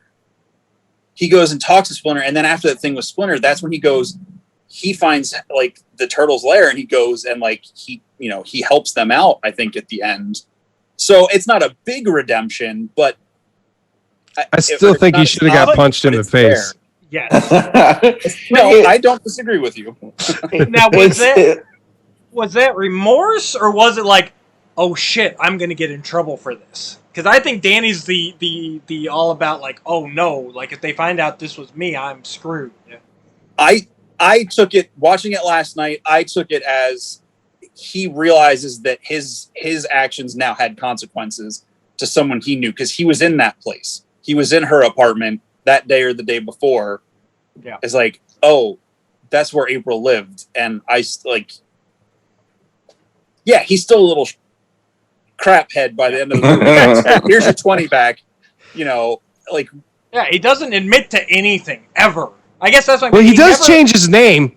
Yeah, Dan. Yeah. Dan. It's Dan. Dang it. You know what? I forgot to talk to you guys about this beforehand. We can still do it with you two, but I was going to do a thing where we called ourselves Maddie and Shawnee through the whole thing, and at the end of this episode, we were going to be like, it's Matt now. I forgot about that. No, it's the douche. The douche. As Jeremy said. Yeah. That's only my wife is going to kill me. I don't know, man. That's how I have you in my phone right now. So, and I put everybody as their normal first name and last name for this. I feel honored that I am your first name. Sean, we keep cutting you off. Go ahead, buddy. Oh, I was just going to say that the hardest sell about that character is you have, like Jesse said, you have an insight into the bad guys. And when you are a kid, especially, 10, 11, 12 years old, and you're into this, you don't give a crap about the end of the bad guys. You want to be with the turtles. So like the Kino character is way more, that's who you want to be. And like, I remember, people can give again, we're going back to Masters of the Universe, the 87 movie, but it's like, okay, they brought in Gwildor. Yeah. So it's like people love to give crap to Gwildor because he's not Orko, but I'm like, but at least he was with He-Man. At least he was with the good guys, and through him, you could still be in on the adventure and be, like trying to get back to Eternia to fight the good fight at Grayskull later on, versus when you're with Danny, you're either hanging out with a bunch of like homeless kids or a giant rat. Yeah. And the giant rat cares about you more than the guy who's beating the hell out of little kids. It's like, it's a really hard sell for that character. And And I remember even when I saw it in the theater, I'm like, these characters had nothing to do with either the comics or the show. So they introduced these characters, and every time they showed up between his father and him, I was just like, don't care, zoning out. If April's there, at least pretty, that's great. Yeah. But other than that, I don't care. And so again, like, I don't blame people that don't have much to say good about that character, because it's like they built him up on the wrong foundation to make anybody want to care about that character. See, Charles didn't bother me because he's that Burn, like he's the boss. Sure, like you need that little bit of pressure on April, like, oh, you're gonna get fired. Okay, great, yeah, that's fine. That could have been anybody. I guess my biggest thing with Danny, and it's really just kind of, I mean, no one likes him, but just talking with you guys, it finally clicked. It's that at the end of the movie, there is no consequences for him, and he never has to take blame for his actions. Like he never mans up and tells April, it was him or the Turtles or any. Like he just like maybe he did. Yeah. Here's a 20, and that's why he's not in the remaining movies. They all just. She's like, "Oh, you did that? You're out. Yeah, you're not my friend anymore." Okay, going to the end of the movie. Yes, he takes Casey, shows him where Splinter is. They help get him out. But why did he go there at all in the first place? I guess that's enough. Even watching it again, I'm like, I don't get what he's doing. If you really want to go save Splinter, you wake up the Turtles and you go, look, guys, I messed up. I know where Splinter is. Let's go get him. You don't sneak out by yourself when you have 4 Ninja Turtles, a beautiful reporter, and an angry vigilante sleeping up in a truck. Like, and I guess that's the big thing. I never even looked at another guy. I honestly never thought of it that way. But if they would have redone, and granted, yes, we did have the Michael Bay reboot, but if they would have redone the basic story of this movie, that would have been how they would have done it now, where it would have been something where he would have done something that his dad would have seen, and he's seeing him doing something heroic versus doing something that makes him constantly go, what the hell are you doing with your life, Danny? And all that stuff. Yeah. And then that would have earned that whole, it's Dan now. And it's the whole, him looking at him going, I can trust you because now you're doing the right thing, versus, it's all unearned because none of it was seen except for with Casey. No. And Casey and him only don't have much of that going on after that moment, You've got to take accountability for it before you win that kind of redemption. Like, people need to know. No one in the universe really even knows what a big piece of shit he is. Like, he's that guy who just skates by. He's gonna ruin some chick's life in the future. Oh, absolutely. Dude, he's got 5 kids by 4 different girls. He is just unpaid child support. I'll agree. Like, I don't really have a negative to say about this movie other than him. But again, rewatching it last night, I think his character does heavy lifting with taking us into the Foot Clan, which is something I didn't really care about. But in the movie, it works, and we never spend that much time with him. We don't get a lot of his.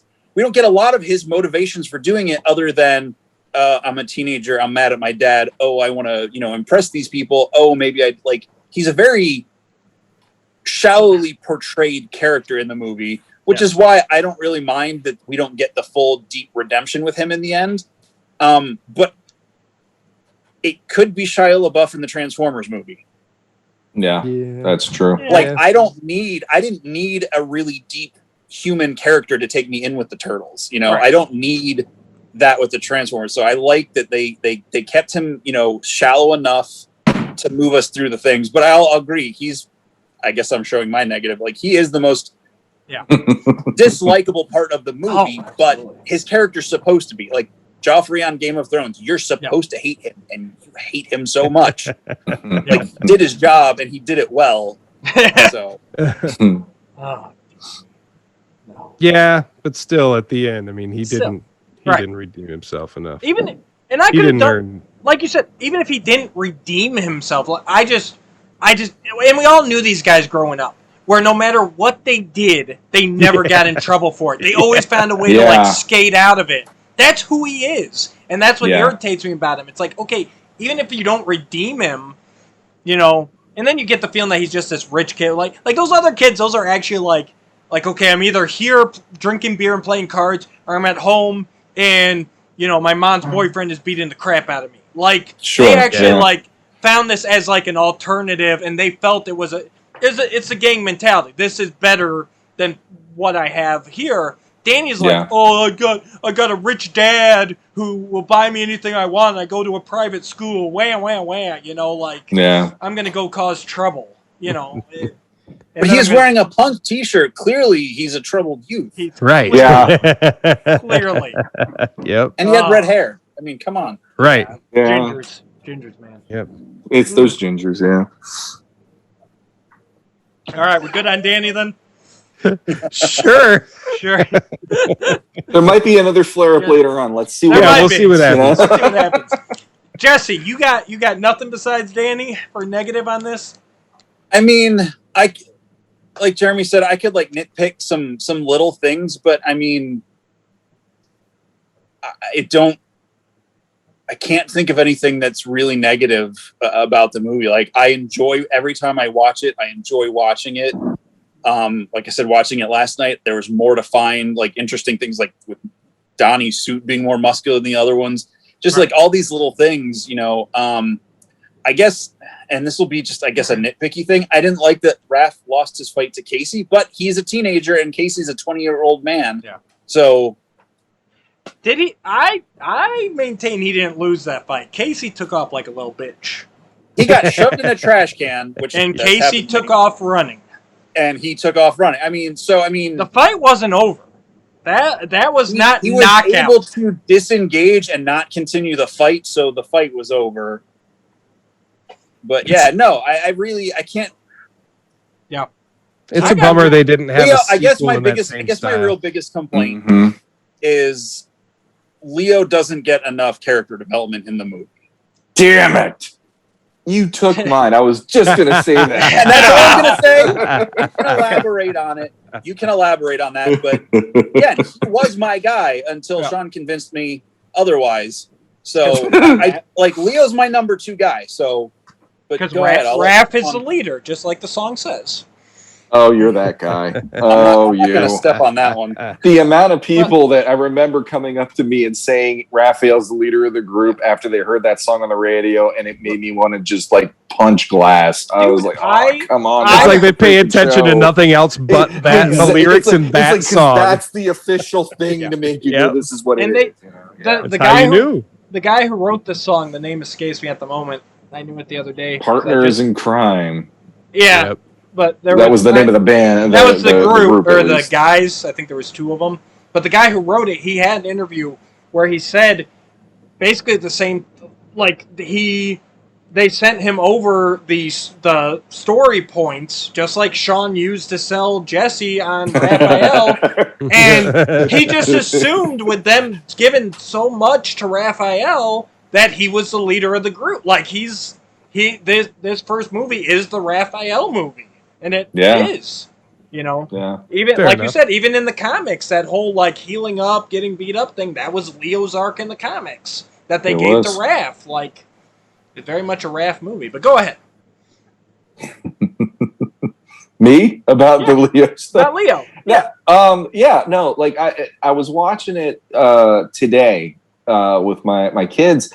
And it's been dawning on me over the years, like when that whole sequence where they're having the big fight with the foot soldiers, or foot ninjas, sorry, not foot soldiers, but the foot ninjas, and even later on with the Shredder fight, it's like Leo is the one who gets the minimal amount of screen time, and it's like he's there, he's the 4th turtle, but you know, it's like yes, he learns meditation and he teaches the others how to do the meditation. He got the cut on Shredder. I'm gonna get there. Because that moment, get excited. But beyond that, it's no wonder people don't really think he's all that interesting, because in this movie, he is looked at as, I'm going to just complain about Raph because Raph is doing the things that Splinter would tell us don't do. And I have to be Splinter's voice in this because I know he's not there, obviously. So now I get to be dad and deal with the little brothers, and Raph and I are going to fight the other 2. And that's the thing, in that fight, it's focused on Donnie and Mikey almost exclusively, with Leo having a couple little moments of insert. Otherwise, it's Mike and Donnie having the biggest part of the battles. And I'm watching it, and I looked at my daughter today, and I go, I know you like Donnie, but you kind of get the feeling that Leo is handling everything else somehow, and Mike and Donnie are having the fun, you know. And I'm like, that just sucks. Like, I would have liked to see, and that's not even for me liking him as my favorite. There is a certain amount of like, there are 4 turtles, and I feel like Raph gets the lion's share of the screen time, but then Mike and Donnie share like almost equally the same, because they have that, they're the 2 brothers who they're the younger ones, and they want to get out of the room, and mom and dad are fighting. And then Leo's just kind of left with, he's just yelling at Raph constantly. And there is that part of me where I'm like, I kind of wish they would have at least set it up where they would have had maybe a scene between him and Splinter too, of him going, you know, like, you realize Raph hates me because I have to be you, and have that whole moment between them. Because in my opinion, that's where the animated movie in 2007,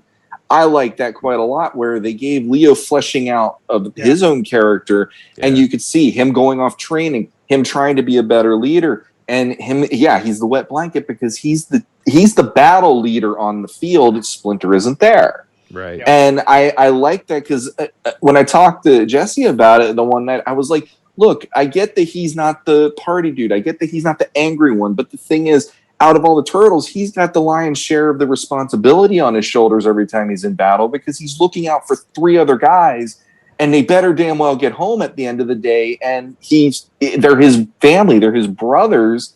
And that's a huge part of that character. It's like if you ever saw The Magnificent Seven, there is this amazing speech Charles Bronson gives when the kids from the kids that they're trying to protect, the village they're trying to protect, the kids think that the 7 cowboys that came in to help them are the coolest things they've ever seen, and they're heroes, and they're this and that. And Charles Bronson goes, I have never been able to be a father. I've never had a family because I couldn't handle responsibility like that. That's a 10-ton boulder of responsibility your family carries, your dad and your mom carry every day of their life, to make sure you guys are taken care of. And that's the way I look at Leo. And it's like, this movie really does not paint any light other than he is there, and he learned to meditate, because like Jeremy said, he's first and foremost, let's meditate on tonight. And he's right there, and he joins in with, you know, he does his little moves when they're dancing, but he's still in meditation pose, you know? And it's like, it's unfortunate. It's only an hour and a half movie. They had and he got the short end of the stick. And the most character development we got was Raph, really. Exactly. And I'd say, if there, other than, since Jesse already said what he said about Leo, what I want to say is, I felt like it would have been a better movie with even like 10 to 15 more minutes added to it to do a little bit of that, because they did some montages, and they did certain other things, like they did montages of them getting better on the farm, them training and all that. But it would have been kind of cool to have like a little bit of something within those montages where he is trying to step up and become like, I need to be Splinter because we don't have Splinter, and have maybe Raph going, you know, Leo, you know, like, we'll follow you or something, and have that where it's like they're all galvanized to do this at the end, versus, you know, they still had, you know, I don't see why we don't just get out there and let them know that we're here. Well, we don't want to go out there and advertise we're back right when we show up, Raph. You know, it's like they're still arguing at the end of the day. Well, I agree. Definitely could have used 15 more minutes. If this was a Marvel movie, it would have been about twice as long. So yeah, true. And if it was a Michael Bay movie, we've already seen how long those can be. So there you go. Those could be shorter. Oh, those could be non-existent. I will say this. Yeah. Oh, go ahead. Do it. Just to wrap up on the negative side with Leo not getting enough screen time, like watching it again and paying attention to more things, like he has definitely got the more, like you said, the lion's share of the responsibility, but he falls into the protector role, because I'd have to watch the fight in the apartment and the second time around shop or whatever. Like, he's protecting April and Raph. Yeah. And like on the farm, he's watching over at Raph like the whole time, you know, does his meditation and stuff, but like he's I think they give him less screen time because like he's the big brother. He's the one watching out for everybody. So like his line is there. But I totally agree. Yeah, it would have been great if they had like Raph being like, all right, what's your play? We'll do what you want. Like just even if it was one line of something like that, that would have been enough to like imagine if you will, now that I'm thinking about it, imagine if you will, after Raph wakes up and he knows and like maybe one of them would have said, we haven't seen Leo all week. And he's like, where's Leo been? At your side. Right. And him and the two of them, and then him going like, you really were looking out for me, and Leo like, well, where else was I supposed to be? And they would that would have been amazing to go into that final battle where it's like they're not just individuals, they're a family going into that in that way. And I think that was like Donnie and Mikey, they're the playful ones. They're doing their thing, but they respect whatever's going on, and they went out of the room when the fighting begins. Who doesn't? But that would have been that's the only negative I can think of from a story perspective is it would have been great to have them meshing because of what happened and their healing and all that. So, yeah. No, and all that was there in subtext, but yeah, it would have been nice to call a little attention to it. 10 more minutes. Yeah, just about everything. If there's a character on the screen, they are doing something, whether they're in the background or they're the main attraction in the scene. It's very well done movie in that regard to where no time is wasted. There is something to pick out everywhere as to even just how they're standing, what they're doing when the camera isn't right on them. Very well done. Yes. Yeah, your positive turn or your negative turns into a positive. This really is. Without that negative that I have, it's an ironclad, tight movie, and like you said, it goes from beginning to end in such a fast pace that you don't have any moment to be bored. Every little moment adds up to the ending in this too. I agree. The only thing I had is I felt that the final battle wrapped up. I don't know if it's too quickly or if it was just a little too unsatisfactory. While I love it, the fact that Casey is the one who takes Tatsu out, I don't know if I quite agree with that. And then just the shredder at the end where the basic... And I think I'm more upset about the limitations of the Splinter puppet than anything else. Maybe, honestly. Because that like Splinter's on a ladder and he flips Shredder over. I don't know. It just you kind of don't believe it because you've seen what the puppet can do so far, which is not very much. Even when he puts his hand on, it's somebody's head, it's like, oh yeah. Well, that's even if you put yourself in their world. Okay, an old anthropomorphic rat can do this, but he's been chained up on a chain link fence for minimum of a week at this point. Like, so his arms really are like that. Basically, there would be no he can't even walk when Casey and Danny get him out of there. But now he's fighting. I guess I would have rather had. I never thought of that. I never did either. That's amazing. Mind blown. I would have preferred it if the end, because the thing is that whole battle, focusing specifically on Shredder and the Turtles, that whole battle at that point is, Leo goes in, Raph goes in, Donnie, like they're all getting their butts kicked, and they're kind of doing this everyone takes their turn thing. If they had at that final battle then gone, okay, they realize like the only way we can defeat him is together and have them all gang up, like Sean was saying, if they can get to be this cohesive unit by the end rather than these four fighting brothers, there's your story arc ended. So I think that's the part that was missing. It's like, so they're basically getting their butts kicked by Shredder. If they had turned the tables and been like, okay, they worked together to take him down, that would have been that earned ending. With Splinter showing up alive when they thought he was dead. I mean, Shredder tells him that he killed him, even though he didn't stick around to make sure the rat was dead. Classic Bond villain mistake.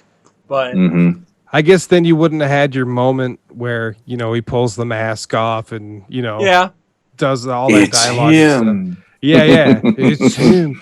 Like, because in the comics, obviously, the Turtles end up defeating the Shredder Right. by themselves. Yeah. You know, Splinter doesn't even go. Right. No. Well, and that was, He's they like, knew about go Shredder kill, the whole go time. kill Shredder. Huh?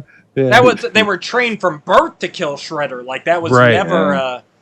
And that was something I'd forgotten about until I rewatched it. I forgot how late in the story that whole reveal comes. I mean, that final scene is when the Turtles finally go, "Oh, it's that guy." This dude we're Mhm. fighting. Oh. Oh, Yeah, because they through the whole movie, like they're not out to stop the Foot Clan. They're out to be protective and helpful. Mhm. Right. You know, Yeah. and they slowly get more and more entangled, and like, oh, we're going up against the Shredder guy. Like, oh crap, that's the guy that like cut off Dad's ear. Like, that's kind of cool. And I will argue, Argue. that's because not that you're not wrong, but just to justify it in Not my that I'm mind, not- okay, got it. Splinter's able to do what he does with Shredder because like he's the old master. Yeah. So Who's that's been why chained up for a week. Yeah, but he got that. He's fine now. They gave him a power bar or something Just hurt for a moment. on the walk over. The They gave him mutagen. some, Yeah. Mutagen and, they gave him some cheese or something. I don't know. Yeah. And and he's fine. Like it's like the weird thing. It's like it's not about strength. It's about whatever. I get it. And, yeah. It is I kind of love interesting, that though, line. that That line, like he's like, death, something worse than death waits for you, or when you die, it will be. Like I wish the split Without. hadn't happened. I wish he would have made it, without honor. Yeah. Would have just been able to happen, and then he catches the knife. Yeah. But yeah, I love that. it is interesting that if this movie was made now, by the end of the movie, they would have all buck. They would have done what the 2014 movie did. Sure. Because in this, they like that their first battle was at the very beginning of the movie. Yep. We had our Mhm. first battle. Like, Right. they're very young in this. They don't know who's the leader yet. They're not working as a team very well. Right. But they don't really ever get better. No. Like, they do really That's- good. Like, they're still kicking some ass and everything. But at the end, they can't beat the Shredder. They needed Splinter to come out and do Yeah. it. And that's what's blowing my mind when we're talking about this. It's like that one negative that I'm like, oh, it's not that big of a deal. It's starting to bug me. Yeah. Because it's like when I think about it, it's like, the whole thing with them training on the farm and all that Mhm. stuff. It's like that would have paid off in such a way. Like I got to go to it. Avengers. You have their individual personalities not meshing the whole time they're in the helicarrier. Well, hell breaks loose on the helicarrier. Things go bad, and then it ends up that you have that moment finally where they all join forces. And the camera goes around. And it's like that would have been how it would have worked today. It would have been the camera goes around, all four of them holding each back to back, and their weapons drawn, and then you, as a crowd, you go crazy. Mhm. So yeah, It was a different time, man. it was a different time. Yeah, and the whole like even in that moment, right after that moment with the Avengers, then you have Iron Man, who would have been the obligatory leader because of his ego. He's like, call it, Cap. And that would have been, like Raph going, what do we do, Leo? And it just happened. I'm like geeking out, and at the same time, I'm kind of sad it didn't happen. I know that's kind of why I like it, because It wasn't now. It's of its time. It works that way. Yeah. Right. Well, and they're also planning on a sequel, which was just awesome. They're also still teenagers. Like, I'll be right back. Have it together that much, because like I never noticed before how strongly they reiterate several times throughout the movie that it's only been 15 years. Right. Yeah. So I don't know how old the turtles were when they fell in the sewer, but like they're still pretty young. I would assume that was their way of telling us that maybe they were about 15 or so, 14 or 15. Yeah. But yeah, it's hard to tell how old they were. And they wrote them well. I mean, it comes back to that first positive. They knew the characters. They wrote. This is probably this and maybe the Nick show where you really felt the whole way through. Like, yeah, these are teenagers. They make dumb mistakes. They get into stupid fights. The 87 cartoon, they had that tendency to get a little too silly, But this one, you really felt like, these guys are Danny's peers. They're just as young and dumb as he is, but they're trying for the honor of their dad and everything else to do the right thing. And really, Splinter, this whole movie is like preparing them for him to be gone. Like, it's... Yeah, someday I'm going to be dead. Yeah, I mean, he even says that in the Spirit in the Fire. He's like, I'll leave you with my last words, you know, that you take together is, I love you, my son, you know, and then he fades out, and they have that at night. Like you said, there's always something going on. There's a great moment, like Leo and Raph like lean into each other and like grab each other's arms. Right. Like they're close there. And then like Michelangelo reaches over and like puts his hand on Donatello's face. You know, I was like, that's a very intimate bond between these characters that I never noticed how close that scene was, or how close they are to each other in that scene, like I did when I watched it last night. Exactly. And the whole thing, it's like, and Splinter's just preparing them. The whole damn movie is preparing. He's like, there's going to be a time where I'm gone. This is one of those rare instances where when you're an adult, the movie's like actually even better than when it was when you were That's what I'm saying. As a kid, this one held my interest less than 2 and possibly even 3. Because that was like, boom, boom, boom, stuff's happening. This one, it's as you get older and you're like, no, there's some dark stuff here, and we've all gone through it at various stages in our life where we have to, it's like, okay, at some point you will be gone. I gotta, you know, get my head out of my ass, and that's basically where Splinter is with these turtles. You know, that's probably why, you know, we went from the second one being the coolest, you know, because back then I could relate to goofy, stupid stuff, but then, you know, you get older and you're like, oh my God, there's like death and like deep thinking and stuff. Like you're like, you know, moody teenagers up to your early 20s and stuff. Yeah, I totally get that. It holds up though. All right, so we got the positives, we got the negatives. Let's do one last call out. Whatever you guys want, just something you guys want to talk about that we don't feel was talked about enough. Chief Stearns is awesome. You're trying to tell me how to do my job?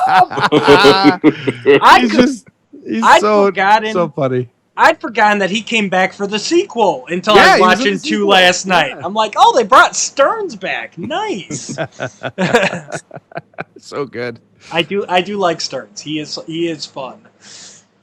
Yeah, he's just kind of like that sort of incompetent like cop. And he's just so mad. What kills me is his character when I was 10 or 11 watching this movie taught me how to deal with my previous boss, because that's basically how my boss treated me. So every time he wants you in his office again, it's like, you know, time me. 108, a new personal record. What was that personal record? Was it how long, like how little she's been there? How quickly she get kicked out? Yeah. Okay. Yeah, I had to make sure there. Or and that's that sequence with her and him. Yeah. Has always impressed me as a kid, because it's like, you don't talk to cops like that. Yeah. Right. April's got some. She's got some like. I don't know what the word I'm looking for is. Cojones. Yeah, I was gonna say cojones. That. Yeah. Nerve. It's like I liked April, so it's like, oh dang, you can talk to the chief of police like that and get away with it, like that's how tough she is. Yeah, and not be a bad guy. That like you can do that and not be the bad guy. Right. Because you're calling him out for the goodness of New York. So you want him to get off his butt and do his job. So, no, I did love his character. That was well done. Jesse, what you got? Are we getting into the character thing at some point, or are we? Yeah, if you got a scene or a character, whatever you want to call out here that you feel just we haven't touched on, because we always get to quite a bit. I think we discussed the Turtles quite a bit, but just whatever you want to throw out there. One last kind of point you want to discuss. I guess the thing that struck me the most is, granted, like I said, I was 10 or 11 when I saw this movie. I actually I had to look up how old Judith Hoag was when she filmed this movie. So she would have been like 21, 22 when they filmed this movie, which, you know, as a kid is, oh my gosh, she's a grown up, you know, she was only 10 years older than me at the time ish, which worked because she's so, and I don't mean this like in an insulting way, but she's such a mature character in the movie. Yeah. like she feels like an adult. She's only 22. Yeah. Like I was a hot mess at 22. Right. She's a hoarder. Like she's got her stuff together. I mean, she's a bit of a mess, but she's like, yeah, you know, and that really impresses me. And just the way that Judith Hoag as the actress like carried herself through that movie, she's dealing with all this stuff. Like she's not out partying every night. Like I feel like Megan Fox, not to be insulting, like she's probably older than Judith Hoag was when she filmed the first Probably. movie. Feels like a much younger character. Yeah. I don't know. Like that's why I think one of the things that really worked for April is like she felt like an adult, but not so much of an adult that she couldn't be friends with the Turtles because they're only 5 or 6 years younger than her. You know. No, I agree. I don't know. That's really impressed me. They got that scale perfectly where you're sitting there as a teenager and you're like, oh my God, she's an adult. But yeah, it's barely an adult. But yeah, to us, that's who she was for the Turtles. They're like, hey, we got this reporter friend. She's got her shit together. Like, she can help us. But yeah, when you break it down, it's like, I was like, oh, I get to hang out with my older older brother's friends who are older than me. Like, cool. Like, they're the cool kid. Like, yeah. They buy you beer, and you know, it's awesome. Frozen pizza. Yeah. Like the cool babysitter. Mm-hmm. And then there's Uncle Casey. Oh yeah. I don't know how old he was supposed to be in the movie, but I think he was around 30. He was 28. The actor was 28 at the time of the movie. Yeah. I think they were both supposed to be like around. I think April was probably supposed to be a little older, and Casey was. I mean, they're supposed to be around the same. Right. Maybe 24 and 20. I mean, 28 is pretty good for Casey. Actually, I like that. That's now. That's who I want to talk about is Casey. Man, this is. Well, I'm sure he was in the cartoon, but I don't remember ever seeing Casey in the cartoon. 2 episodes, and he was like Only Clint 2. Eastwood. Wow. Yeah, and so I didn't see I didn't read the Mirage comics. I never caught one of the 2 episodes Casey was in. So like this is my only reference growing up for Casey, and I loved it. He was that cool, or he was your older brother's friends, where it's like, oh man, they're so badass. They walk around with baseball bats, and they defend old ladies in the park. Like, yeah. And then getting the 2 of them together in the farmhouse, it's like, I mean, they totally hooked up. Watch it as an adult, it's like, oh yeah, when they're fighting, and then they come back from their meditation thing, and they're cuddling on that chair, like, yeah, they hooked up that night, and I like it. I like the pairing. I like that Casey's kind of this rough around the edges, you know, strong guy, and then April's like you said. But think about her choices. Yeah. If she was my daughter, I'd be like, what is wrong with you? I'll give you that. If she was my daughter, I'd be like, nah, come on, April. What's wrong with you? But yeah, he was awesome. That's like the best version of Casey that they've ever had. Mm-hmm. Yeah, he was the one. I think when I saw it originally as a kid, he was the one that he was a little more hardcore in the Eastman and Laird books. Yeah, and I felt like insane this too. Yeah, and this was way more like he's human. And it was a little weird at first for me to see this version because I was used to him just having the hockey mask going, Gungala, and just like screaming his head off. And honestly, like this version is the one that has stuck with me the most over the years because he brought humanity to it. But there's the humor. He basically is a sporting good Han Solo. Yeah, there you go. If for no other lack of a better way of describing it. But he's been through some stuff too. Like if if the Foot Clan had been in New York when he was a teenager, he would have been right there with his menthol cigarettes. You know, what's funny? He blends in when he's in there. He might be an adult, but when he's in there, it's like, yeah, you probably would have been there. Yeah, exactly. Yeah. Like this would have been your scene. You know, if you were only 10 years younger or whatever. You know, I gotta imagine his dad was a piece of shit, and you know that's I want to. Just in my own head, that's what leads Casey down this path. Kind of is how I've always felt. You know, like read the IDW comics. What's that? Yeah. Read the IDW comics. Okay. Yes. Again, I gotta read them. But you know what? I don't, especially rewatching it last night with my 30-something-year-old eyes. It's like there is a reason it was Casey that wound up in that warehouse. Because he's the one who can get through to them because he can see themselves in he sees himself in them. Yeah. That's what I want to say. Yeah. So good. And he didn't make it to the sequel. He didn't. I mean, the end of the movie, third one, though. hooking up with April. Oh yeah. Like, together, and then I mean, he just started this friendship with these mutant turtle dudes. He killed the Shredder. He's the one. I mean, he didn't die. Oops! It was an accident. He said oops, Jeremy. He tried to murder He said him. oops. If you say oops, it doesn't count. I gotta say, when I saw it, I remember when the turtle logo hit in the beginning of the movie, the crowd went nuts. But the other moment probably that went even better in like crowd reaction was when Casey got the golf club and he finally just nails Tatsu across the room. And I didn't even know the line was, "I'll never call golf a dull game again," until I got it on VHS. Because I couldn't hear a word. The crowd was going nuts that he managed to take out Tatsu all by himself. I love the Casey character. And just so everyone's clear, as long as you say oops, it is not murder, because it was an accident. You only say oops. Even sarcastically. Oops. God, I love that. Sean, I think you got one last call out. Oh boy. Let's see. There's 3 that I could think of. Well, let's start with one. Let's see how long that takes. All right. The first one is one that Jeremy said, and I have to say it again. In the Shredder fight, Leo got him. That always makes me smile. And it's not just because he's my boy. It's the fact Shredder is like undefeatable until that moment. And you finally see something happen. And it's like, okay, that was really... And it's that moment. Shredder actually is like, oh, and all that.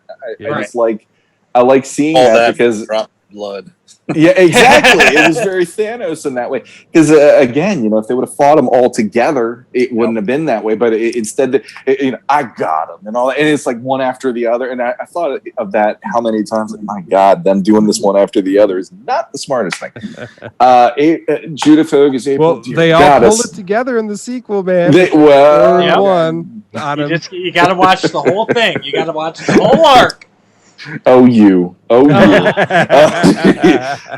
Judith Hogue is April.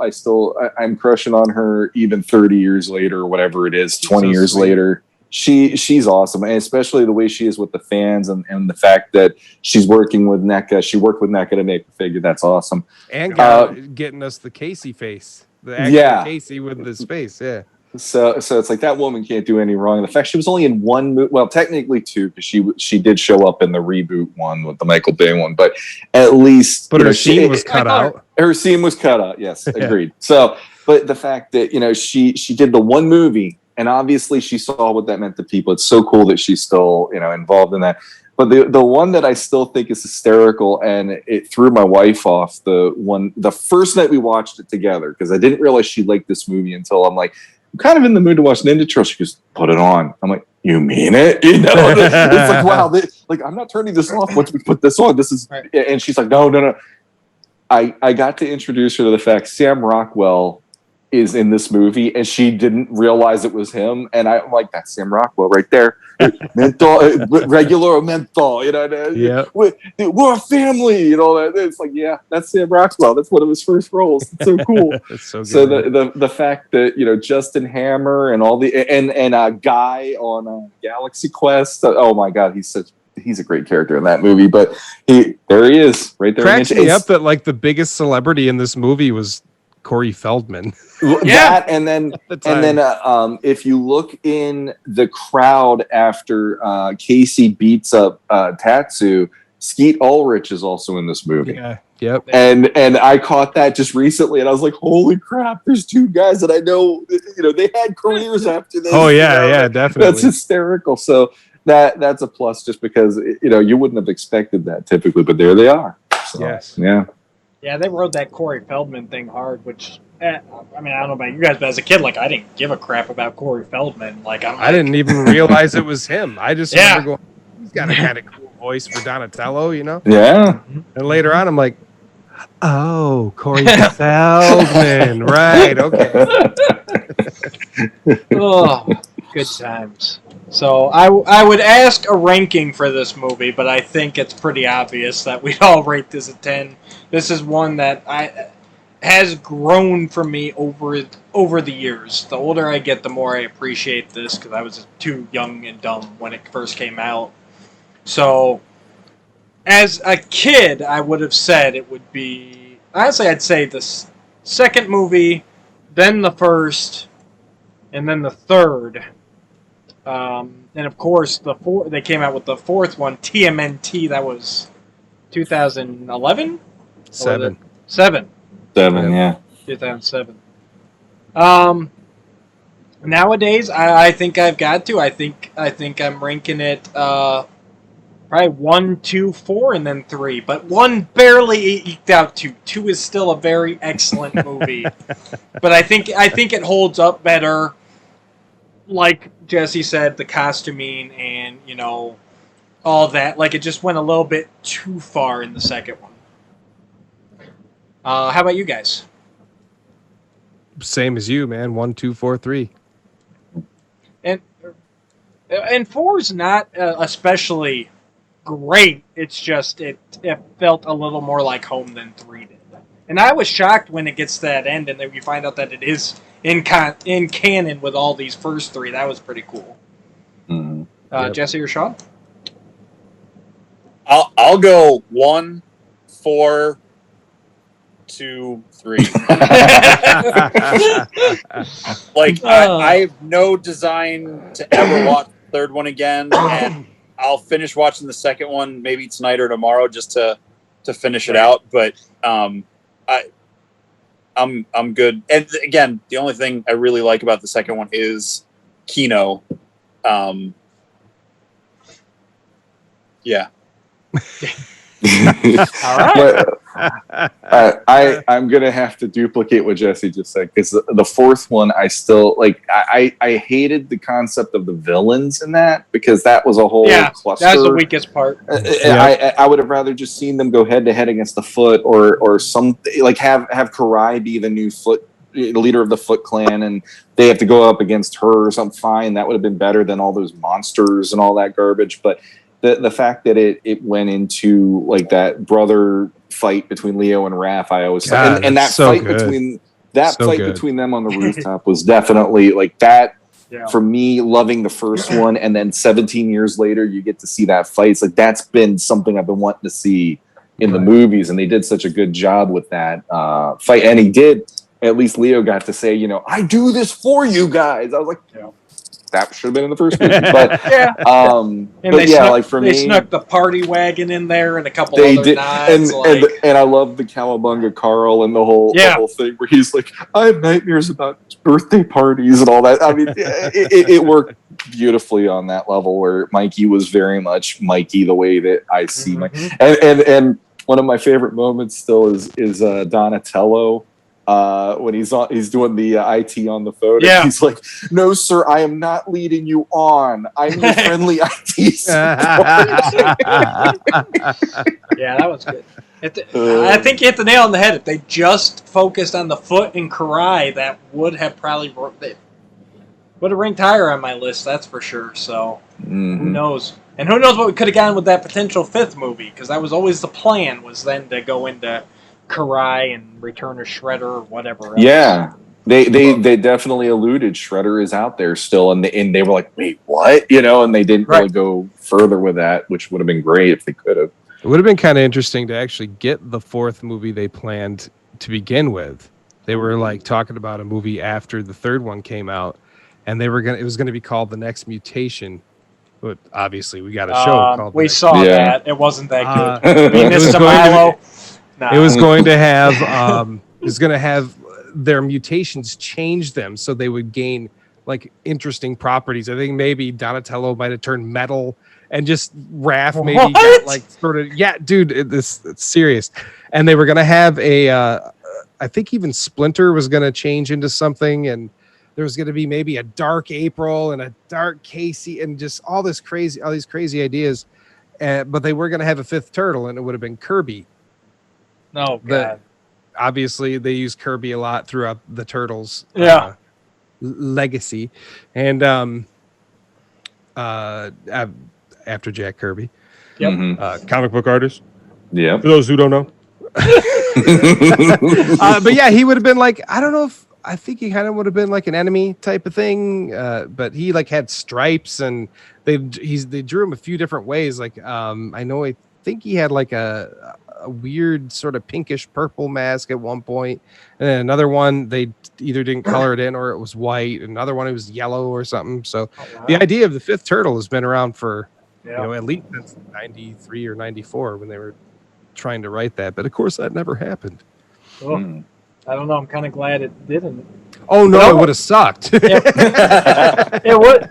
Well, if you're gonna do an evil turtle, why don't you just grab Slash? Like, there's another underused character. I mean, maybe it was the same reason why they didn't use Bebop and Rocksteady in the second movie. So, and then at that point, it's I had another point there and I lost it. Oh well. I do that. Yeah. God, that would have been wild. Oh, I was going to say, it kind of sounds like, is it the 9th season of the animated series where, like, they get the extra mutation, where, like, they get all big and, like... Oh, right, yeah. Yeah.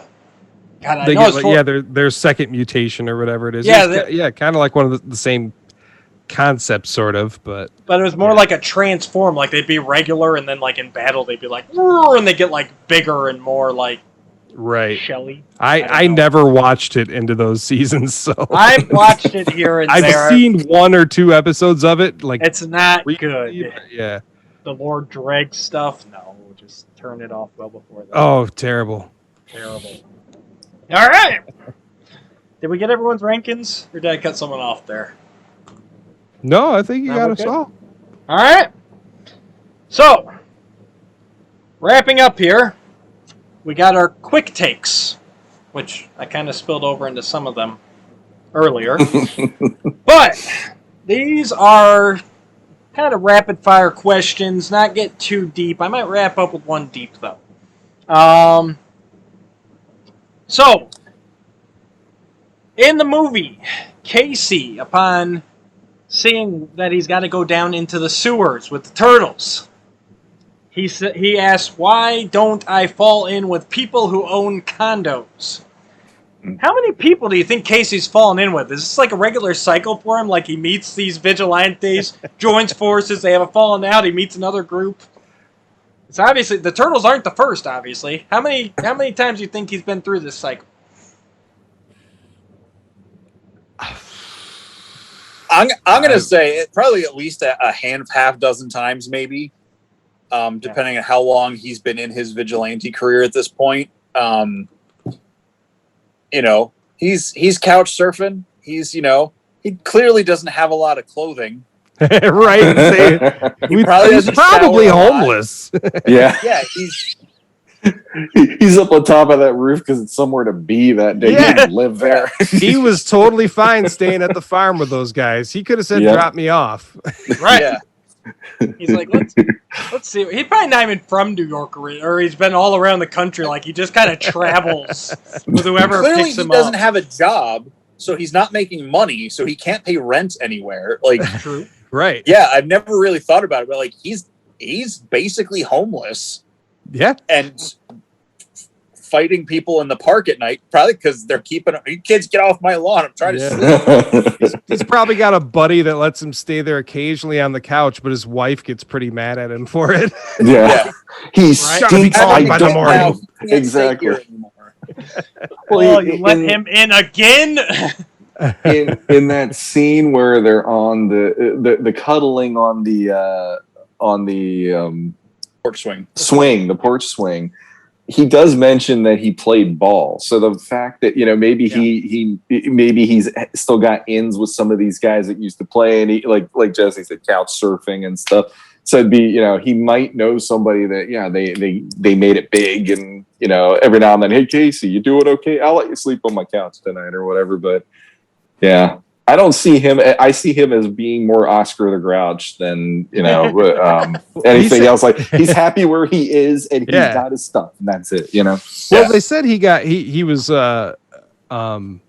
Oh, I lost my train of thought too. Oh, he got an injury, right? That was Yeah. So Yeah. I mean, maybe he's got some disability or something. Maybe he has a few bucks. He's probably just got a small apartment. True. Maybe that's the roof he was hanging out on. I wonder what his injury is, though, because he's out there beating the hell out of people. He's look fine. He can injured. run fine, and he can. That's why he does it at night. They can't catch him on closed caption TV and all that stuff. And they're just like, didn't he have a disability? Shh, we don't talk about that. Well, they never really said what sport he played. It's very ambiguously worded, or where we enter the sentence. He's like, cricket. Oh, yeah. And, He knows more about cricket than any person in New York has the right to. I think it was cricket. Oh my god! I always assumed it was hockey. I thought hockey too. I just always went that way because he's got the hockey. Well, he's got baseball bats too, but I went hockey. Because once you get so many, like you get that hip broken so many times, like you're not going to be able to keep taking those hits. Whereas baseball, you could potentially still have a long career because it's not as physical. He in any of the fights, if I think correctly, he never uses his lower body to fight. He always uses either punching or hitting. So maybe that is a thing. Maybe he had a knee, knee give out or hip or something. Yeah. Yeah. And April said he just laid there and let her do all the work. So But I think there are wives out there going, well, isn't that how it works? Oh, I love it. There's a reason that Jeremy's other podcast is My Wife is Going to Kill Me. Very true. All right, that was the only one of my quick takes pertaining to the Turtles here, because we hit on all the other ones during the show. But there you go. Real quick here, our quick takes on recent movies, TV shows. So this is like a yay, nay, not watching it, plan on watching it, whatever. First up, we got Disney's The Bad Batch. You guys watching it, plan on watching it, liking it, hating it? I'm neutral. I have no plans to watch it, but if I do, neat. Okay. Jesse. I watch it every Friday morning with my mom before work. I call her up in Florida, and we sync up our Disney Plus and watch it. Nice. Talk about it, and it's one of my currently weekly YouTube reviews I do on Fridays. There you go. Where can we find these YouTube reviews? I don't know exactly how it's. I know if you look up my name, Jesse Arnold, you should be able to find it. Okay. I did recently was able to change it to Esoteric Ramblings, which is what I call the channel. Okay. So now I've changed my name to that. So Esoteric Ramblings on YouTube. Yep. And I'll put a link down below. I wanted to give you a plug. Sean, Bad Batch. I'm like Jeremy. I'm indifferent on it at this point. If I see it, I do. If I don't, I don't. Yeah. I'm planning on watching it, but I kind of want to go watch Clone Wars first, and I put that off for many, many years, so I'm probably going to get to it later rather than sooner. But I've heard good things. I'll real quick just say, I watched the Clone Wars movie when it came out in 2008. I was like, This is not for me. This is for kids. That's fine. I can walk away from it. Around the time Force Awakens came out, I was really itching for more Star Wars stuff, so I found it was still on Netflix at the time. I watched the whole thing through what they had at that point, and the first 2 seasons are a little rough. It's a little definitely more childish. Yeah. But something happens at the end of season 2, early season 3, where they're like, oh. And now Ahsoka has become one of my all-time favorite characters, not just in Star Wars, but like of all time. So if you hang in there, it is still definitely younger kid focused. Bad Batch is definitely for people who grew up with it and have matured a little bit. It's still got some lighter stuff, but if you start it, hang in with it. Gotcha. All right. So I got to watch a whole series, a whole nother series, and read all the IDW comics from the past 10 years. Boy, do you got homework. Honey, I'm not taking the kids to anything. I hope she didn't actually hear me. I'm waiting to see a dive tackle from off screen. Was that your slipper? Fast and the Furious 9. Sean. I just saw it today. Okay, Jesse. Yay, nay? If you like the other ones, there's nothing not to like in it. If you don't like the other ones, you will definitely not like this one. All right. I loved it. It's insane. It's completely insane, but I like the characters. It's basically a comic book with no one having superpowers. They just have cars. Okay. Sean? Even though I'm a bald man, I do not live my life a mile at a time. So, yeah, I don't see that being on my viewing list anytime soon at all. I will say Jesse had me watch the other ones, and the best part that I found out was, oh, Gal Gadot, who's this? And then all of a sudden she became Wonder Woman. I'm like, oh, that's nice. But other than that, I got nothing. So, yeah. All right. Jeremy? I have no desire. I saw the first one back when it came out, and I was like, that ain't for me. I realize how much it's changed. I'm aware, but yeah, it's not something that appeals to me at all. Yes, I can't see Jeremy watching those in any way, shape, or form. No, I am in the nay camp as well. I've watched, I think, 3 of them, and I'm good at this point. And the same thing. I've heard about how it's changed, and none of that appeals to me any more than the first ones. So, yeah. Last one here. Loki. Jeremy, you haven't started one off yet. Oh, I'm watching this. I love it. Yeah? You up to date? Yeah. Oh, I'm up to date. Yeah. I'm behind one episode. I'm just throwing that out there. I was huge on the Scarlet Witch and Vision. WandaVision. There we go. Yes. Love that one. I mean, of course, I love them all, but that was my favorite. Now this one is probably taking that. I just love Tom Hiddleston as Loki, dude. Mm-hmm. Just really, really good. So, plus, I like the way the story's going. Nice. Good stuff. Jesse? Yeah, again, absolutely loving it. Syncing up with Mom on Wednesdays, watching it. Yeah, I really like it. Of course, like Tom Hiddleston, get more of him as Loki. Beautiful. Love it. Yep. I'm in for all of it. Excellent. Sean? I've been watching it, and I love the fact that the God of Mischief is up against Owen Wilson. Yeah. Out of any person, any actor Yes. you could have picked to have being the guy he's going up against, I'm like, this just, it endears the hell out of me. I love it. I love it so much for that reason alone. I love Owen Wilson. I've liked his movies for a long time, and he is just perfect in this role.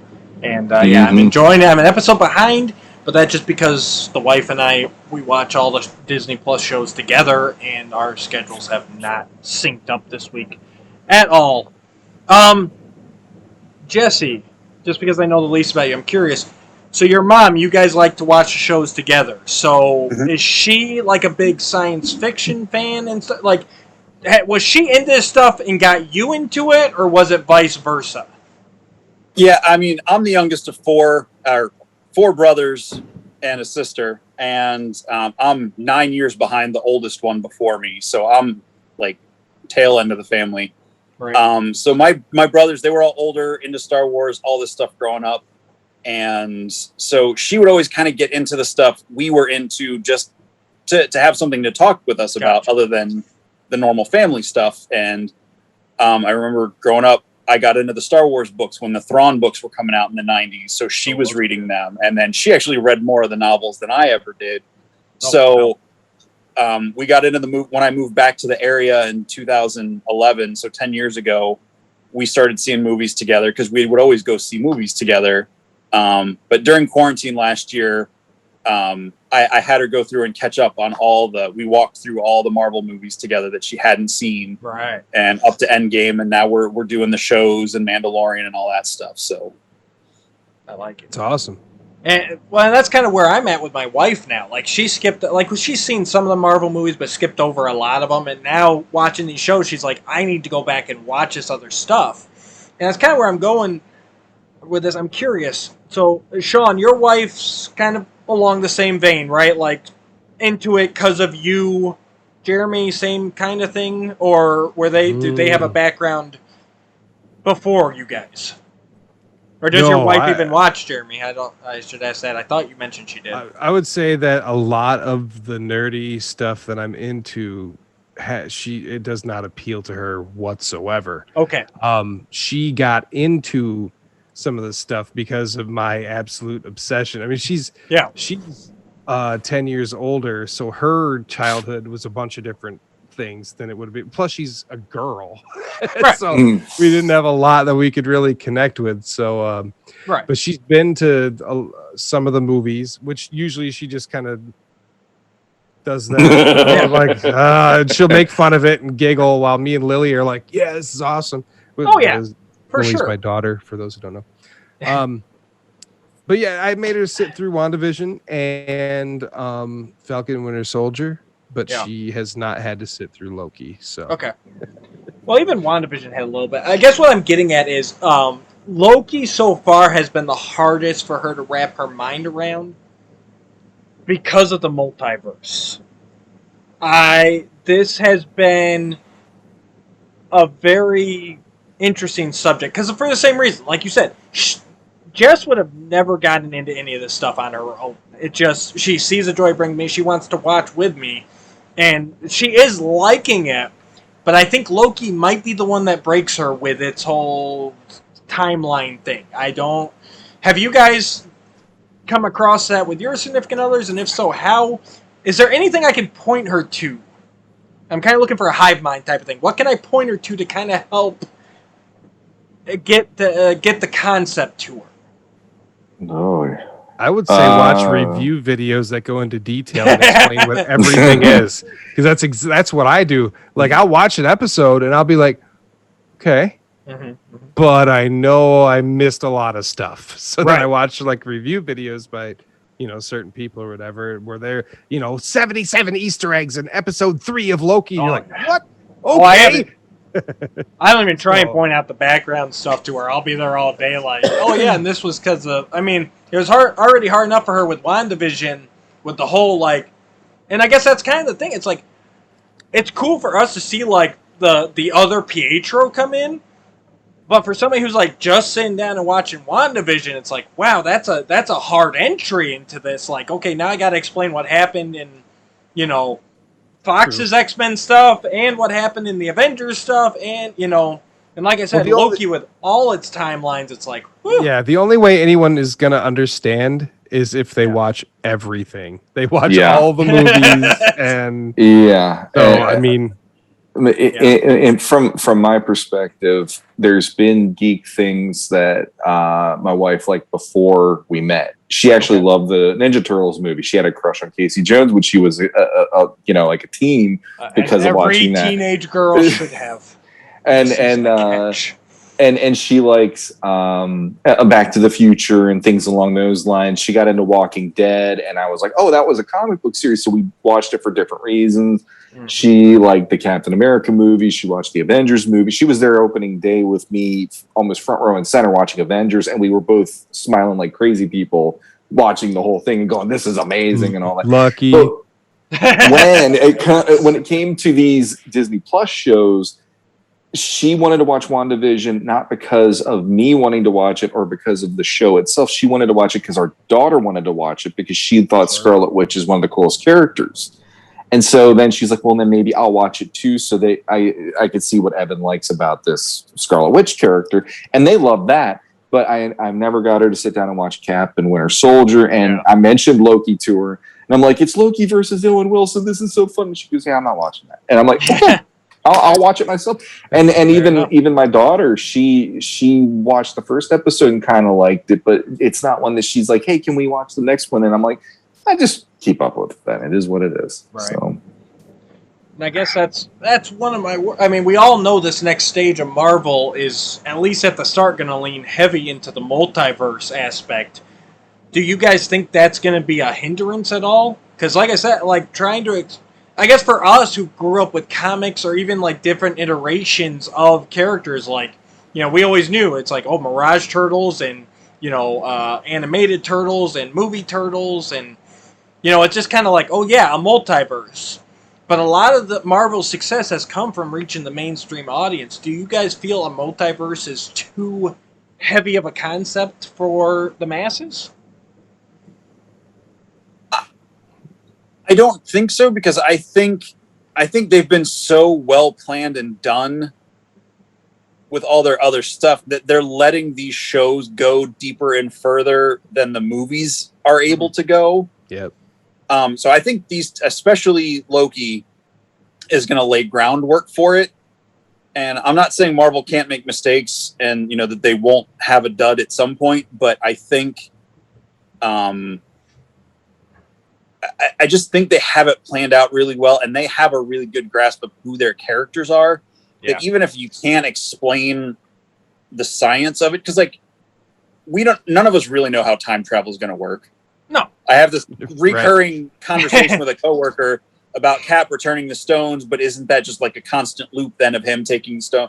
And I'm like, look, I'm talking with confidence just because like I watched Back to the Future and I understood that and tried to explain it as a kid. But like, I don't really know. Like, it's all made up. I'm just absolutely. like, this is what they're telling me, so I'm gonna lean on what they're telling me as the through line and just try to stay on that. Because like,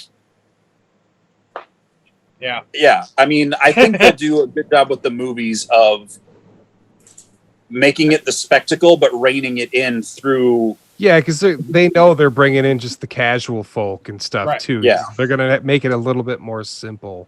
I would say cleaner. I think the Pietro thing, I was so disappointed when I saw Evan Peters show up in the episode, because I was like, no, I don't want Fox coming into the MCU. Right. No.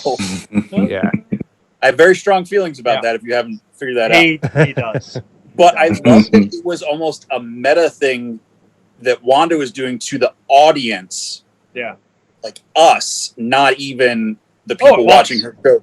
So like, I love that twist on it. And I know so many people were mad about like, oh, all that for a boner joke. I'm like, no, that's perfect, because Boner was a character on Family Ties or whatever. Right. Growing pains. Growing pains. I'm like, that was great. I'm like, yeah. So I agree. I can't wait to see what they come next. And honestly, it's great getting all these shows. Like you said, they can go deeper in these shows, give us long-time fans some stuff we really want, and stuff that they would never touch in a movie. I mean, we're living in a golden age right now for all this kind of stuff. So yeah, gotta love it. Love it. Gotta love it. All right, guys. I think we ran the gamut. We've talked Turtles. We've talked other stuff. Want to thank Jeremy DeWitt for joining us today. Check him out on Podcast is the Universe. My Wife is Gonna Kill Me podcast. Find him on Facebook, probably Instagram, I'm assuming. All that stuff. Yeah, I'm out there. He's out there. Jesse Arnold, Esoteric Ramblings. Check him out on YouTube. Give him a like, share, subscribe. Sean Scavarna, thank you for joining us again. He is an amazing artist. Check his stuff out on Facebook, The Artistic Geekdom of Sean Scavarna. Why did I choose that name? Hopefully he'll open up to commissions again at some point, because I'd love to get some more Scavarna on my walls, as everybody... Don't we all? I honestly think I've never heard that sentence in my life, and I don't know what my wife's going to say about that. Okay. All right, guys. We're getting into my wife is going to kill me territory a little That's bit. Right. That's right. Sorry. Whenever Jeremy's here, he just taints the pool. I'm sorry. You said taint. He said taint. Don't be sorry. We enjoyed it. And for Legends of Grayskull and OffWorld, I'm Matthew Dooch. Please click those buttons down below. Like, share, subscribe. And as we say on Legends of Grayskull, until next time.